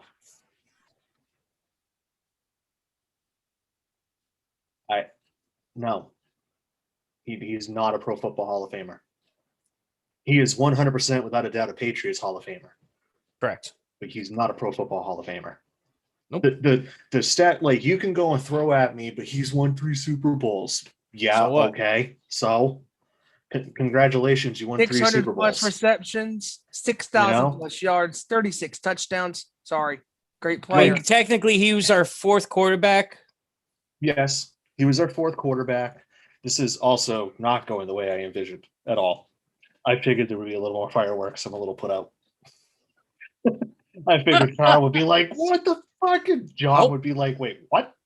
I agree So- with you, dude. He's not a Hall of Famer. No. In my book, he's a Patriot Hall of Famer, but not the NFL Hall of Famer. No, because if you want to go and build, to borrow a cliche, if you want to go and build the Hall of Very, Very Good, then yeah, Edelman can go in it. This is the Hall of Fame. This is for the best of the best. I mean, you're looking at your Peyton Mannings, you're looking at your Brett Favre, you're looking at your Roger Staubachs, your Terry Bradshaw. Look how many people have played the NFL that have never gone into the Hall Yeah. of Fame. They played their So- entire career there. Look how many years, and one thing you're also failing to mention, look how many years it took for so many players to get into the Hall of Fame. No, it took a few years just to be able to get into the Hall of Fame. You A could tweet that brought me to this topic this week was from Paul Hembakadis. I probably butchered that to hell. He's the content producer for Get Up ESPN. He went and said in his tweet, Hall of Fame wide receivers to debut since 1990. Calvin Johnson, Isaac Bruce, Marvin Harrison, Randy Moss, Terrell Owens. Julian Edelman ain't that. No. Nope. And of course, the first response you go and see in this Twitter thread, but Edelman has more Super Bowls than all of them combined. And That's nice. Thank you to @_A_Fitz for saying rings are a team stat, because they absolutely are. Yeah, but okay, but I think it'd be safe to say Edelman is in that B level.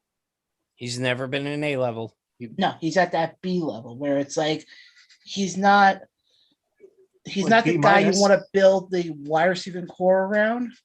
No, he's a slot receiver. No, Wes he's a Welker is slot more of guy. a Pro Football Hall of Famer than Julian Edelman. And Wes Welker's not a Pro Football Hall of Famer. Well, this actually brought up an idea. I kind of touched on it in our pre-show meeting that I want to bring up to you guys. Oh, hey, Okay, hang go. on. Finish. I got one thing that, like, as I'm looking through the stats of those 5 receivers I named, and I'm like, yeah, no, Randy Moss is a Hall of Famer, and when I saw it happen and got the word, I'm like, it's about fucking time. Same with Terrell Owens. Yep. So Terrell Owens is 3 years in Dallas. He had 38 touchdowns. Julian Edelman through his entire career has 36. That's just Terrell Owens 3 years with Dallas. Like, how Randy Moss in one season had 23. Yeah.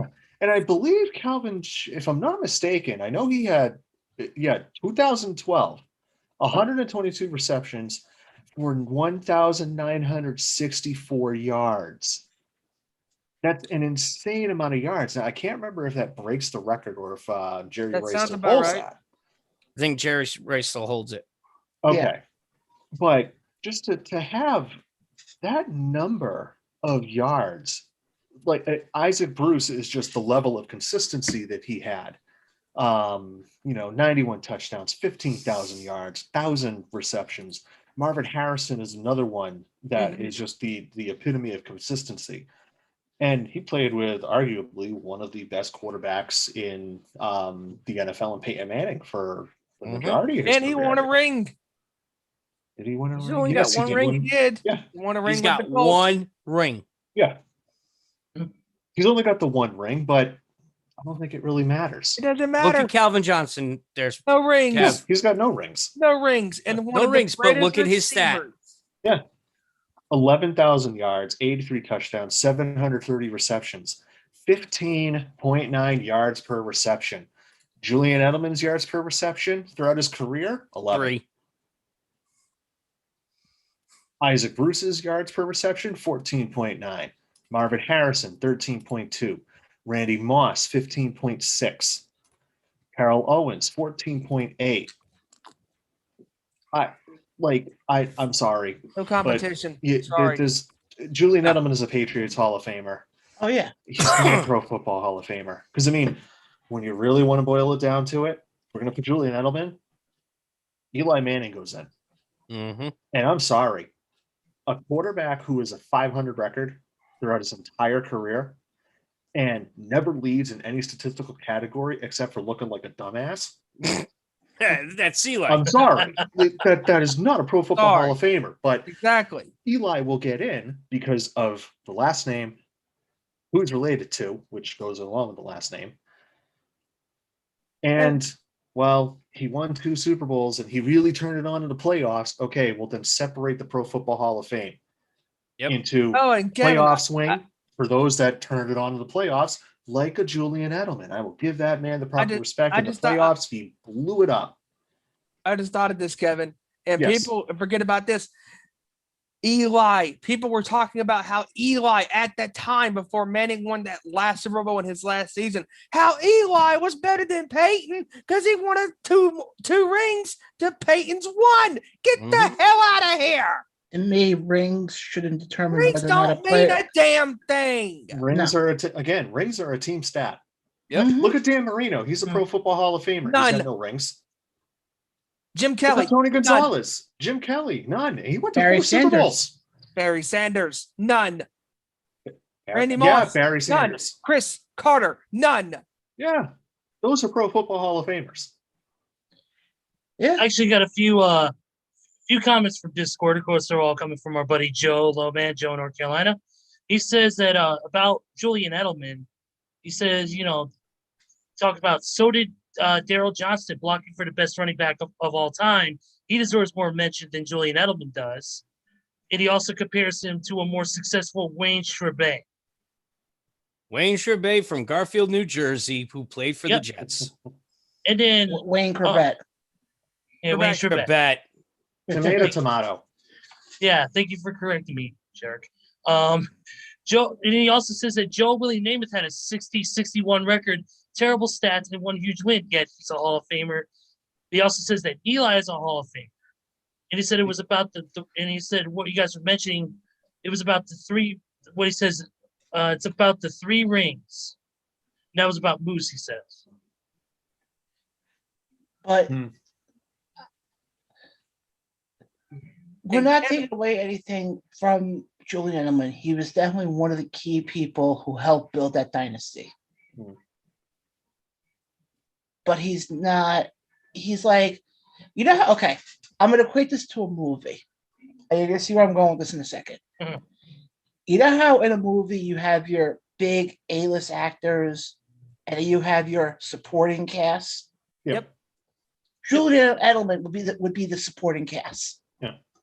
And also, if he didn't happen to have the greatest quarterback of all time, would he really be as good as he was? Well, this is where now the question I have comes into play. If you're an NFL player, I don't care if you're an NFL player, very funny, Joe. If you're an NFL player, MLB, it doesn't matter.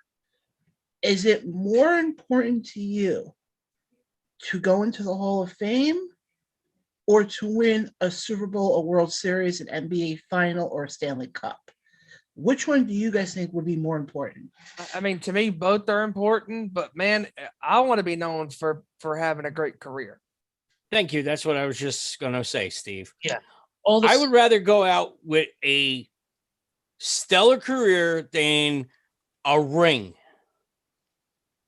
Yeah, I agree 1,000%. You can It's win a as many piece of rings. jewelry to me. Yeah, absolutely. You can win as many rings as you want. You can have 6 rings, but if the stats aren't there, then really, you're just there as like a placeholder in the record books. Unless you have stellar numbers. You want to have stellar numbers more than you want to have a championship ring. That's for damn Now, sure. don't get me wrong. There are individual awards in the NHL, the NFL, and Major League Baseball. And the NBA. And the NBA. Sorry. You have individual awards. If they come my way, great. If not, oh, well, I'm out there doing my job, supporting my teammates, my owner, my coaches, and the fans of my city to get to the next level. Karl Malone, one of the greatest NBA players of all time, won two MVPs in the NBA regular season, but did not win a championship in his 3 attempts. 2 Correct. attempts with the Jazz and once with the Lakers. Yeah. I mean, to me, I look at it this way. And I'm picking the money over the fame and all that because average NFL career is 3 seasons. So I'm going to try to go and make as much money as possible, which means that, well, I could potentially have a Hall of Fame worthy career. I look at it this way. I'm in the same boat as well. As far as I'd rather go for the Hall of Fame than for the ring. Just on this concept also, how many people make it into the Hall of Fame? 1 in every 300. 300? How many people? I mean, but John, you said Hall of Fame. See, that you're different than the way I was thinking. I'm just going out there to play the sport that I love. Okay. Doesn't matter what awards come to my way. That's what the thing is. People go to these sports. Oh, I got to go for this sport. I got this trophy. I got to go for this trophy. I got to go for the championship. Stupid. Why don't you play for your teammates? Yeah. Help them get to the championship. Yeah. I'll tell you one of the greatest team stories in basketball was 10 years ago when the Dallas Mavericks won that championship against the Miami Heat. Dirk Nowitzki was so damn focused to win that championship because the Dallas Mavericks squandered a 2-0 series leading to the 2006 NBA Finals against the Miami Heat. They were fat close to a title, and they blew it. But that to me is I'd rather look at it as if I'm going to become an athlete. Yes, Carl, I agree with what you're saying though, as far as you want to do the job. But when I look at it, when my career is done in 10, 15 years, I'd rather be known as the Hall of Famer than the guy who won 1 championship in year number 3. See, I understand what you're saying, but you got to also look at it this way too. When said career is done, okay, you need to look at yourself in the mirror and say, okay, did I do everything possible in my power to do what I said I was going to do, to set out my goals? And if you can't turn around and say from A to Z, you did everything, there guaranteed there's going to be at least 2 or 3 different numbers that you didn't fulfill those goals. All right. But the main goal should not be to get into the Hall of Fame. No, but I mean, I see what you're saying. I see what you're saying, but Carl, every kid, like I remember growing up as a baseball fan, you're out there swinging at recess and you're pretending it's the bottom of the 9th, 2 outs, bases loaded, full count, game 7 of the World Series. And you swing that bat, you make contact with the ball and it goes out of the way of everybody. You think you just won the World Series. Everybody, I think, every point has thought of that. Every football player has dreamed in their backyard, being out there throwing around the football with their buddy going, this is the Super Bowl. This is for all the marbles. This is the championship. This is my opportunity, my destiny, my desire to win something big for the team that I've been on and sacrificing. Because I know we can make the argument that Hall of Fame is the most important, but also I could see the argument for wanting to win a championship. Because when you think about these basketball players, these football players, these hockey players, baseball athletes, you name it.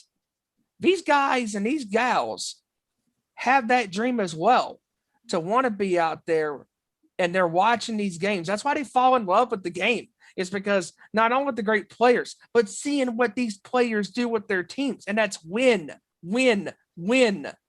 And the New York Yankees, the Boston Celtics, the Los Angeles Lakers, the Chicago Bulls, 4 of the most decorated sports franchises, the New England Patriots. You can name any franchise in sports that has done this, the Spurs, any team. And they've all have done that. And that's won a championship. So I could see the argument that somebody would say that a championship could be the goal. I mean, they're not wrong. Either one, they're not wrong. I don't disagree, but I also look at it this way. Yes, Hall of Fame, you get there, you're at the top of your class or the top of your sport. Championship, in my opinion, it's temporary. Yes, guys like Mookie Wilson and, Howard Johnson will always be known as champions because they won in '86. But you can't turn around and, to me, like I said before, a championship to me seems temporary, if that makes any sense. But, John, I'll make the argument. Look at one of the greatest Super Bowls and one of the greatest NBA Finals series when it comes to those games that, man, I had to work so hard for that ring. I mean, Kansas City, when they were down 20-10 in that fourth quarter against San Francisco, they had to make a comeback to win that game. And they did. They scored 21 unanswered points and winning the game 31-20. That ring meant something to them because it was their first championship in 50 years. And it was a hard-fought win because they were down to get that victory, and vice versa. When you look at a close game in the Super Bowl, I can pinpoint to the Pittsburgh Steelers and the Arizona Cardinals. When the game is on the line, the Cardinals were up 23-20. And Ben Roethlisberger throws that crazy ass pass.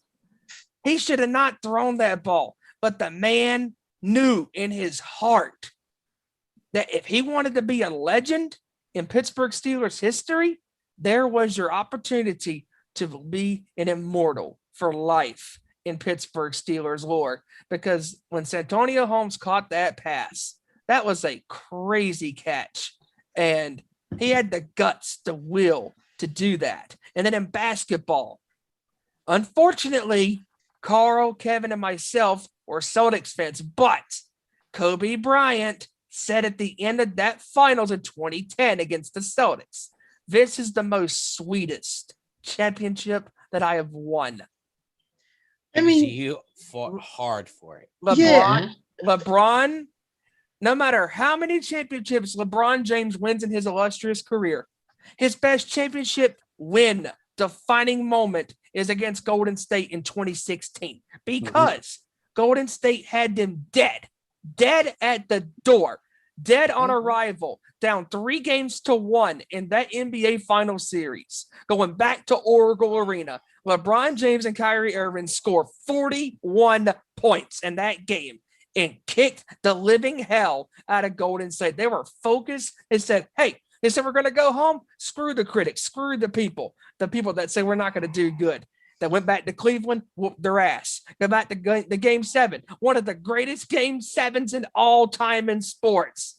That game had me on the edge of my seat. When Kyrie Irving hit that 3, I popped. I was screaming. I was excited because it was a critical shot. When LeBron had that critical block against Andre Iguodala in the fourth quarter, when nobody could buy a basket in the fourth quarter, it was a critical play. LeBron saw the basket, the board, like it was broad as freaking New York City was. And he took a chance and he delivered. Because I know I said Hall of Fame because in the end, I would rather be a Hall of Famer But at the same time, the players also play for the plaque, for the championship. Because if you can go out there and make a mark on the game in football, basketball, baseball, hockey, any sport, if you can leave a legacy mark, your stamp on the game, you've done your job. Because look at that. I hate to say this, Kevin, but look at that Chicago Blackhawks, Boston Bruins game 6. That was a crazy game. Mhm. And Chicago left their mark in that game. Yeah, but Steven, I think going back to what my thing is, you become a Hall of Famer. That's immortal. Championship is only for that year. But at the same time, too, John, a championship is also immortal because it's in your name for the rest of your life. Yep. And when you die, it goes with you to the grave. Yeah, Michael Jordan, the greatest NBA player of all time, 6 for 6 in the NBA Finals. Can't nobody touch Jordan. no, but I think to me, a championship, and I agree, and I understand what you're saying completely. This is a very interesting topic. Oh yeah, Oh, the next topic is going to be even more interesting with the NFL. Yeah, and that's one little take, and then I'll let you fish on. The thing is, you can have 6 championships, 7 championships, whatever, but if your numbers are mediocre, and it's like you didn't play your best. Let's say you're a backup player who got 6 rings, but his numbers aren't that great. Are you going to get into the Hall of Fame? No, hell no. Probably No. not. No, but that's where you got to stamp your own mark. When time comes, you got to get here. You got to make those big numbers. I'll tell you along a with guy the that's not a championships. superstar, but a guy that needs to be in the Hall of Fame in basketball, Robert Horry. That guy is a Yes. muddy player. I've got one I just remember this one that came out the day that Julian Edelman said he was retiring. Rob Gronkowski goes and says he's got a 69% chance of signing with the Tampa Bay Buccaneers. And reporters wrote that in the headline. So I got to give major props and some big time claps to Rob Gronkowski for getting reporters to write 69 in a headline. And nice. I wonder, Okay. was he doing Steiner math to figure out that problem? okay, but here's the thing. Last thing I'm going to say on this, I just looked it up. Do you know how many players are in the Hall of Fame for the Pro Football Hall of Fame? 300 and something. 346. Yeah. To me, maybe I'm looking at this more in the landscape of football, for example. And we actually have a little surprise for you guys. Uh-oh. Really? Give me a second. Oh, Oh. Hi, Jacker in the house, baby. Hi, Jacker! Baby! What's up, y'all? What Going up, on? son? What's up, man? Back out here at the Coliseum once again, y'all. Dude, Nice. that interview Oh, with that is Eddie nice. Chambers was awesome. Thank you very much Eddie for was that. a great dude. Appreciate it, man. I'm glad y'all liked it. Oh, Definitely big time. We definitely Yeah, did. man. How's everybody on the show tonight? Good, man. What's up? Good, man. Not much, man. Just returning out here to the lovely Oakland Coliseum. As you see, there's not that many people out here. We're probably going to have a typical night of just maybe 5,000 people or so, and they're just about wrapping up BP here. You know, Nice. as you see, Jackie Robinson Day. Yep. You We know, actually so- started off the show with talking about Jackie Robinson Day and the importance of it. Oh, yeah, definitely. Definitely. It's a big piece of our history, and I'm glad we're celebrating it to the fullest now. Yeah, Absolutely. yeah. All right. All right. Well, you gentlemen, thank you for allowing me to jump on for a minute. You guys have yourself a good night. And Hijacker signing brother. off. About to enjoy the Oakland A's versus the Detroit Tigers tonight. Enjoy it, brother. All right, enjoy it, brother. Peace. Enjoyed it, brother. All right, Peace. y'all. I'll holler at you. All right, man. Later. Later. And, But yes, cool. that was the first surprise. The second surprise comes at the end of the show. But let's move on now, because I the thing with the Hall of Fame thing can be an entire show in itself. So, real quick, before I get into what I wanted to, you brought up Hall of Fame, which is funny. The NFL Hall of Fame has set to hold their April ceremony for 9 posthumous inductees this year.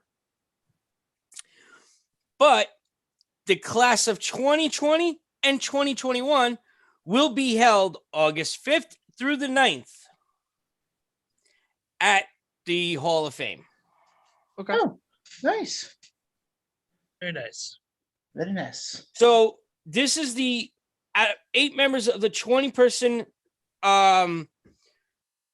class that they're bringing in. Oh, excuse me. Will be posthumously honored April 28th at the Hall of Fame. Bobby Dillon, Watson Hill, Alex Krass, Steve Sobel, Duke Slater, Mark Speedy, Eddie Sprankle, and George Young. And that's from the Centennial class. Now, from the 2021 class will be none other than Bill Nunn. Will all be honored and inducted on April 28th at the Hall of Fame in Canton, Ohio. Nice. And that's the night before the Draft. draft. Yes. Yep. So now we get into a big topic that I know it's going to take a little bit of time to discuss this one. We've all been talking about sports betting.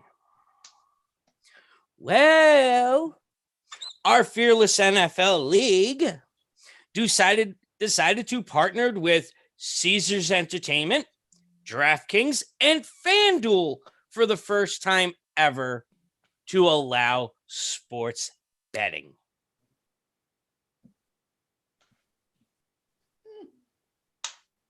Interesting move. Okay. So they're saying the NFL is partnering with bookmakers in the U.S., another big step in the league's acceptance of sports betting, and a move that could lead to point spreads being integrated into coverage and highlights appearing on mobile betting apps. And it's for 5 years, worth just shy of $1 billion combined. Okay. Oh, Very big numbers. From what I could tell, I think this is a win-win. Only in a sense because everybody is making money. FanDuel will be making money. DraftKings will be making money. Hell, Caesars Entertainment itself will be making money, and so will the NFL. Because if you look at it, it's going to engage the audience into the games even more because of there being money on the line. Because a lot of these they do, we do these free fantasy leagues or small betting fantasy leagues. But imagine a thing like a FanDuel teaming up with the NFL to throw out a big sum of money to somebody who can nail a season schedule correctly or a Super Bowl score or postseason schedule correctly. Imagine that.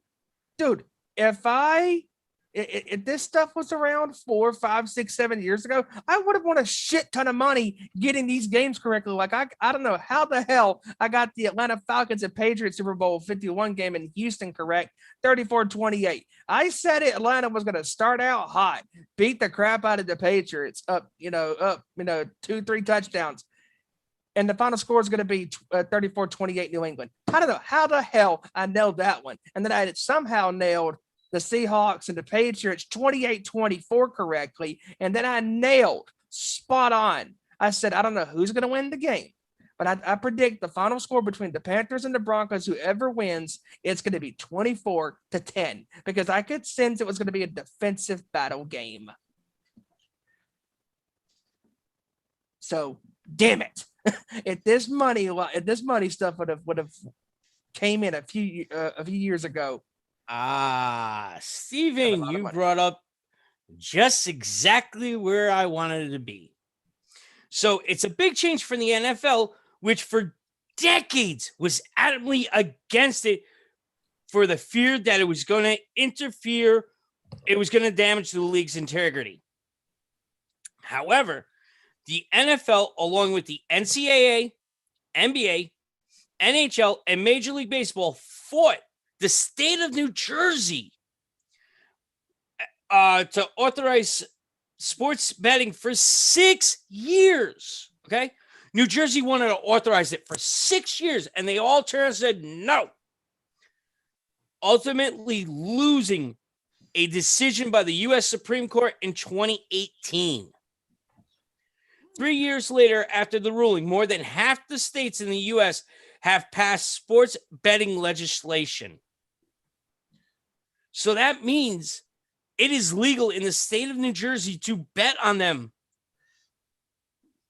The other leagues were against this for 6 years.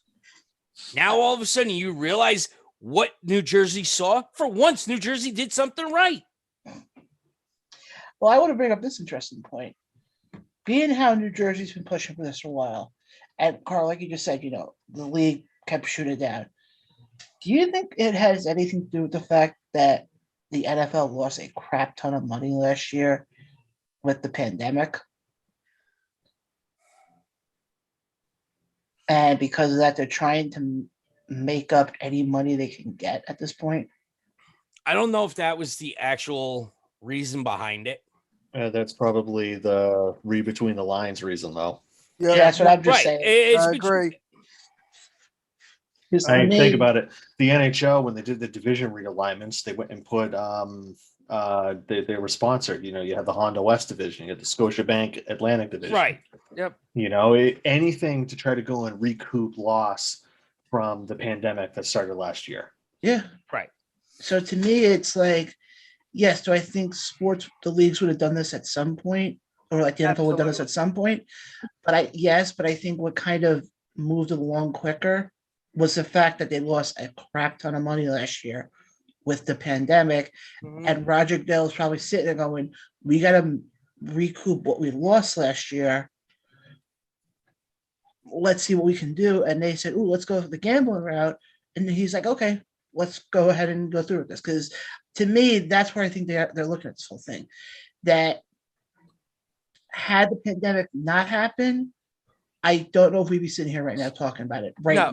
I don't think so either. No. I think eventually would have happened, but not due to the pandemic. No. No, I think more or less this is more of a. I think it's more to bring it is to make money, yes, of course, but I think it's to bring more audience engagement to the NFL product, and by allowing them to bet, allowing them to, fans to interact more in this sense, I think it's going to bring more audience engagement to the league itself and also to their partners. Yep. Yeah. But to me, I just think, Ezra, to go to your point for a second.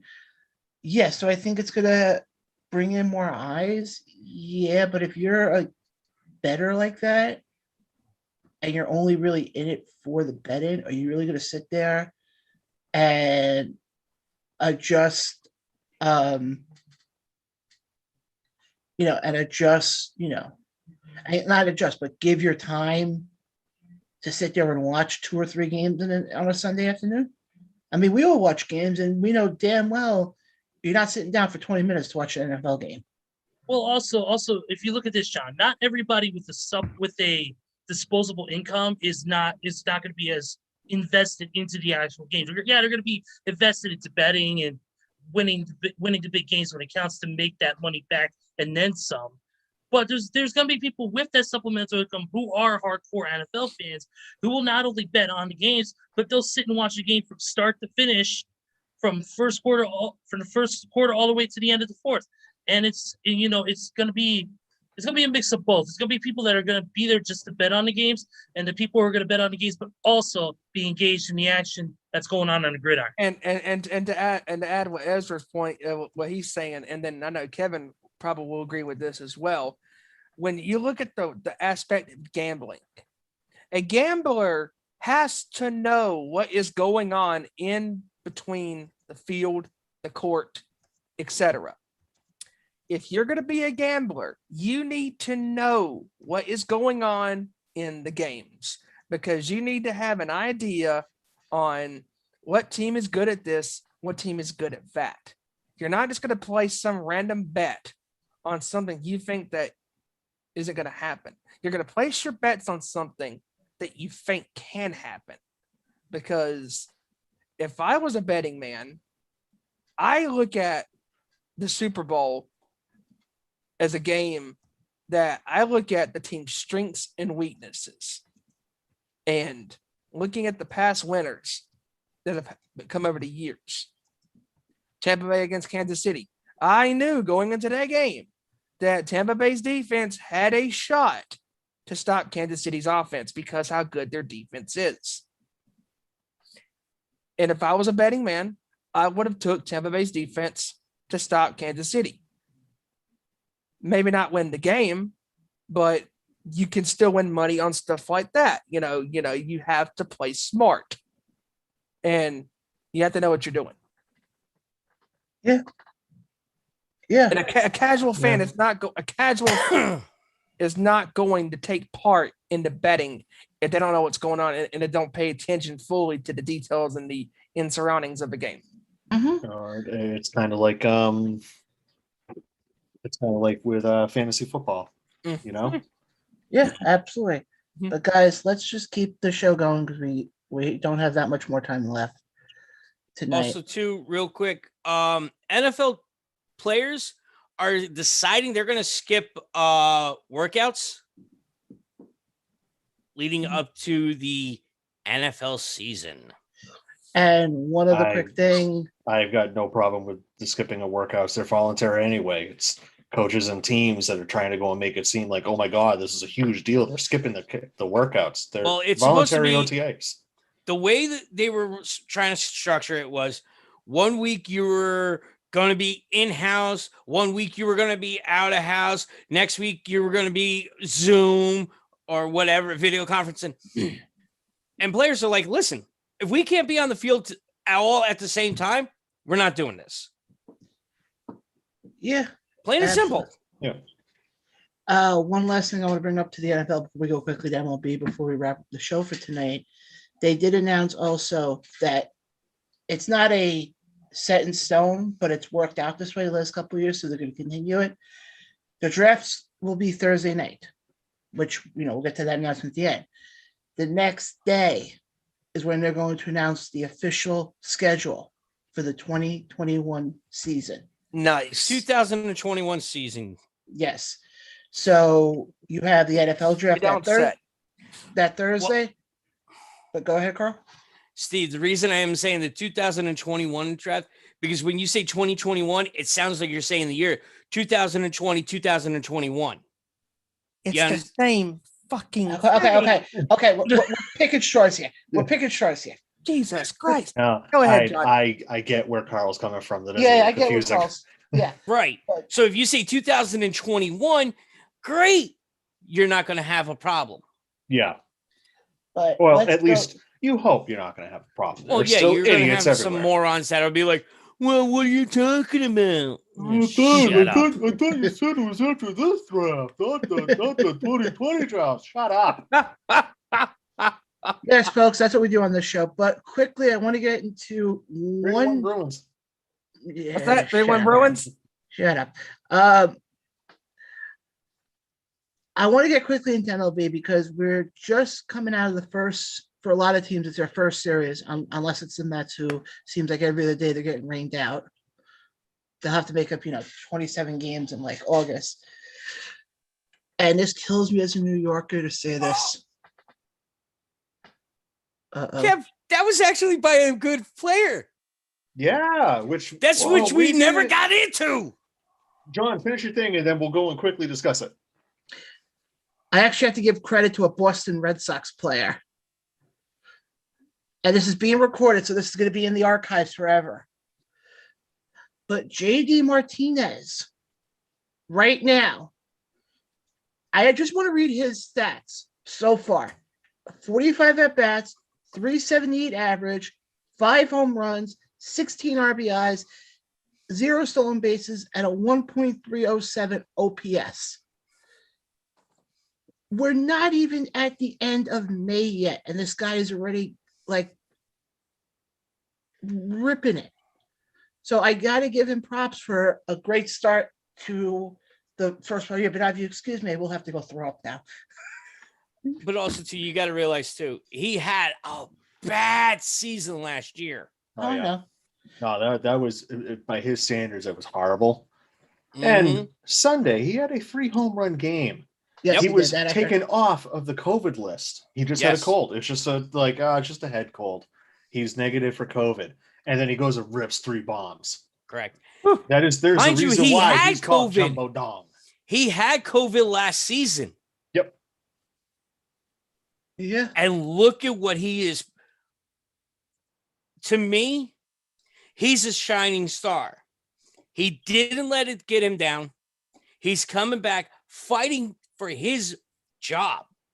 That's basically what it boils down to, is he's fighting to keep that job. Yeah, absolutely. But what do you guys want to get to before we Real go quick. to the big announcement? Well, real quick, Kev, before we get into use, minor league baseball, they are actually testing the mound further back from where it's at. Yeah, that little rubber piece that you go and see on a pitcher's mound, it's usually 61 feet 6 inches from home plate. They're Now they want to do it at 66 feet. Yes. And they're also trying to tweak the double hook DH, which I don't even know what that means on that. If I remember correctly, it kind of works the same as the double switch, where if you're DH, I believe. Okay, here it is. The way it would, yeah, Carl, if you have it in front, go and read it, because I'm probably going to. The Atlantic League of the minor leagues will implement a double hook rule in which a team will lose its designated hitter when it removes its starting pitcher. That rule will be in effect the entire season, which starts May 27th. The goal is to see starting pitchers longer into games, creating more value for them and increasing late game strategy. So minor league is saying, no, leave your pitchers in there, when up in the big club, they're telling around and says, no, you got to take them out early. Somebody doesn't have their wires connected correctly. And speaking of leaving pitchers in the games, in the last week, the Padres and now the White Sox last night had those 2 great no-hitter games. Yep. And the name of the game we've been saying on this show, people, leave the pitchers in the fucking game. One thing I got to say, Steve, real quick to interrupt you, the Padres is a homegrown boy. Yep.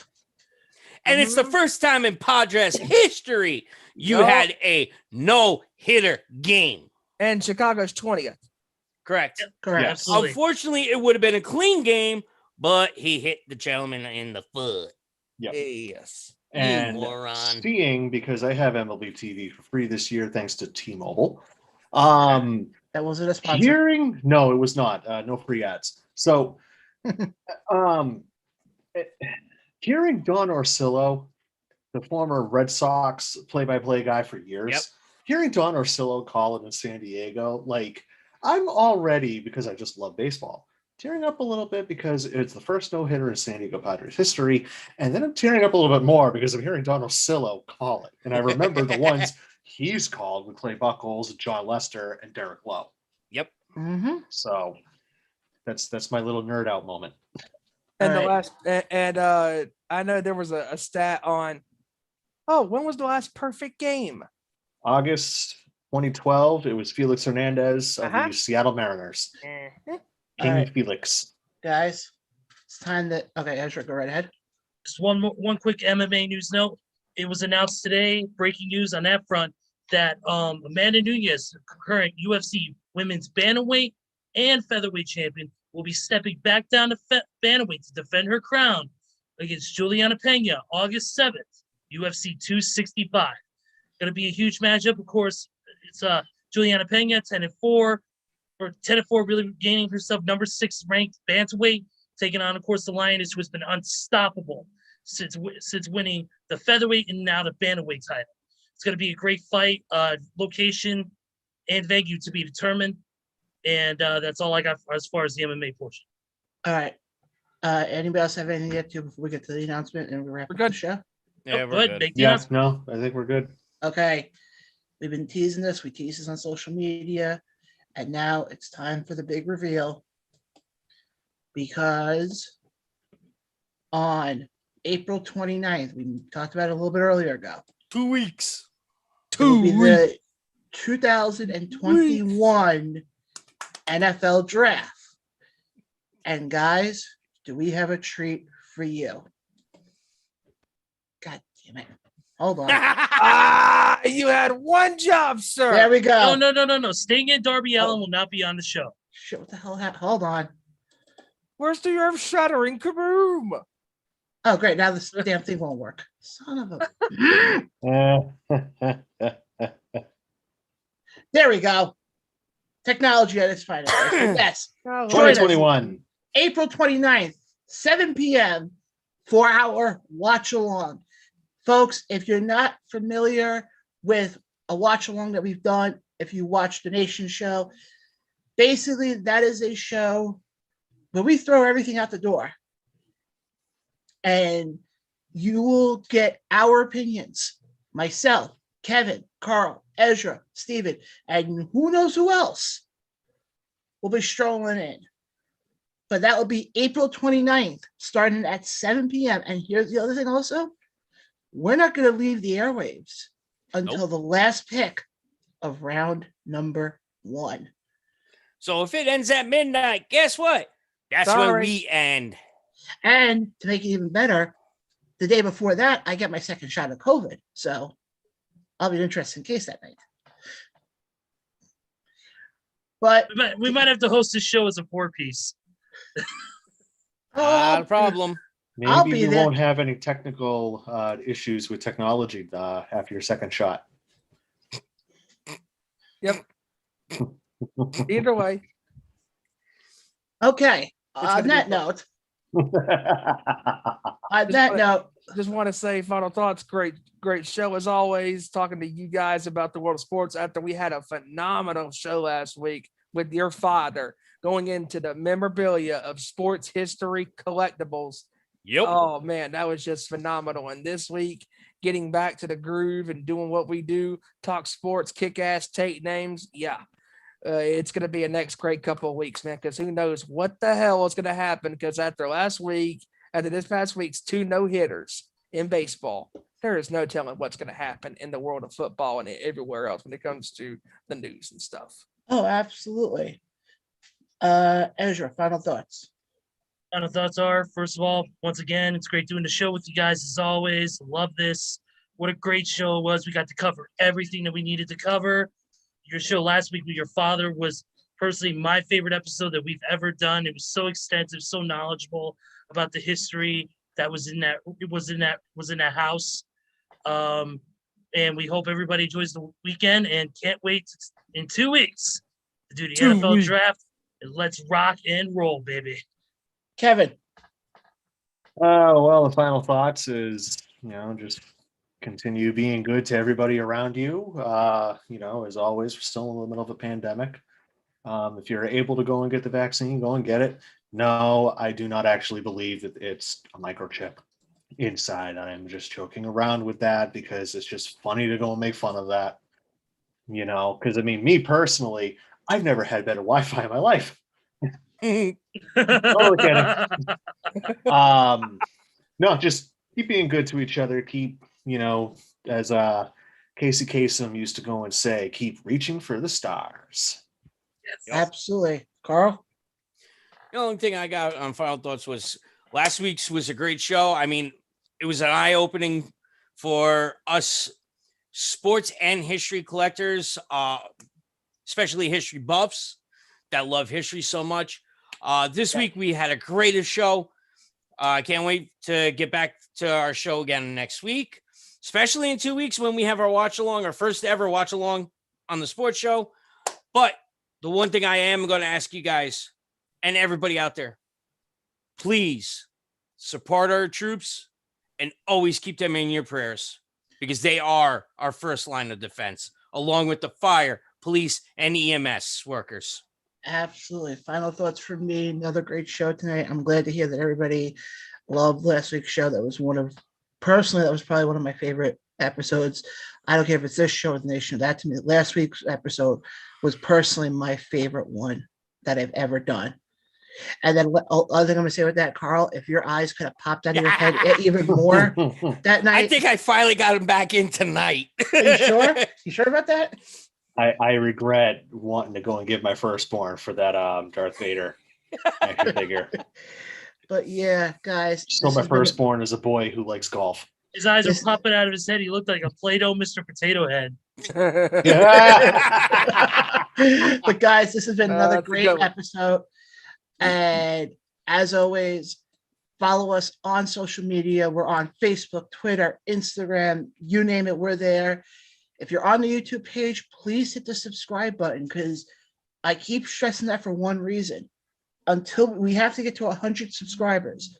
Once we get to the 100 subscribers, then we'll have a custom URL. But we can't do that without you guys. Yep. So you see, this is where you guys, our great fans, come into play here. You guys are what's going to help us get to that next level. Yep. I mean, we put the work in. Go ahead. No, we're currently at 34 subscribers, so we need a lot. 66. Yeah, 66. Yep. We need 66. 66. Execute for that. Shut up. Okay, but this is where you guys come into play. We put the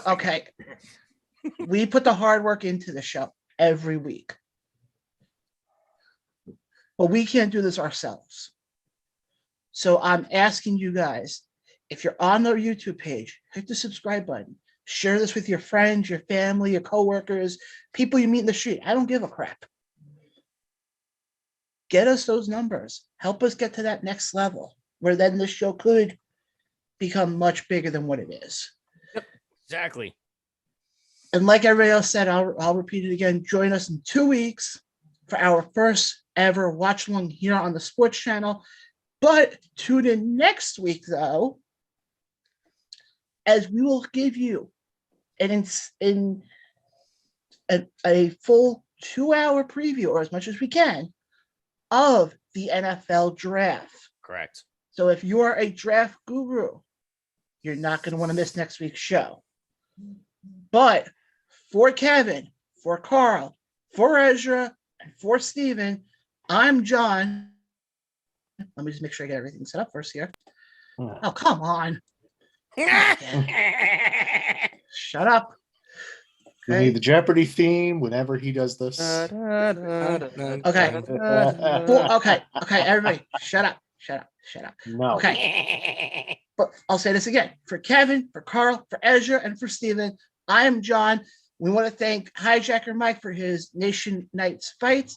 We also want to thank Eddie Chambers for joining Hijacker tonight for his thing. Both great interviews. That Eddie Chambers interview actually will go live on our YouTube page in about 5 minutes. So definitely you want to stay tuned for that. But until next week, in the words of Billy Joel, life's a set of hellos and goodbyes. Unfortunately, it is time to say goodbye. We'll catch you guys next week, same time, same channel. Peace. Peace. Stay hot, folks. Anthony Jack. Turn me up.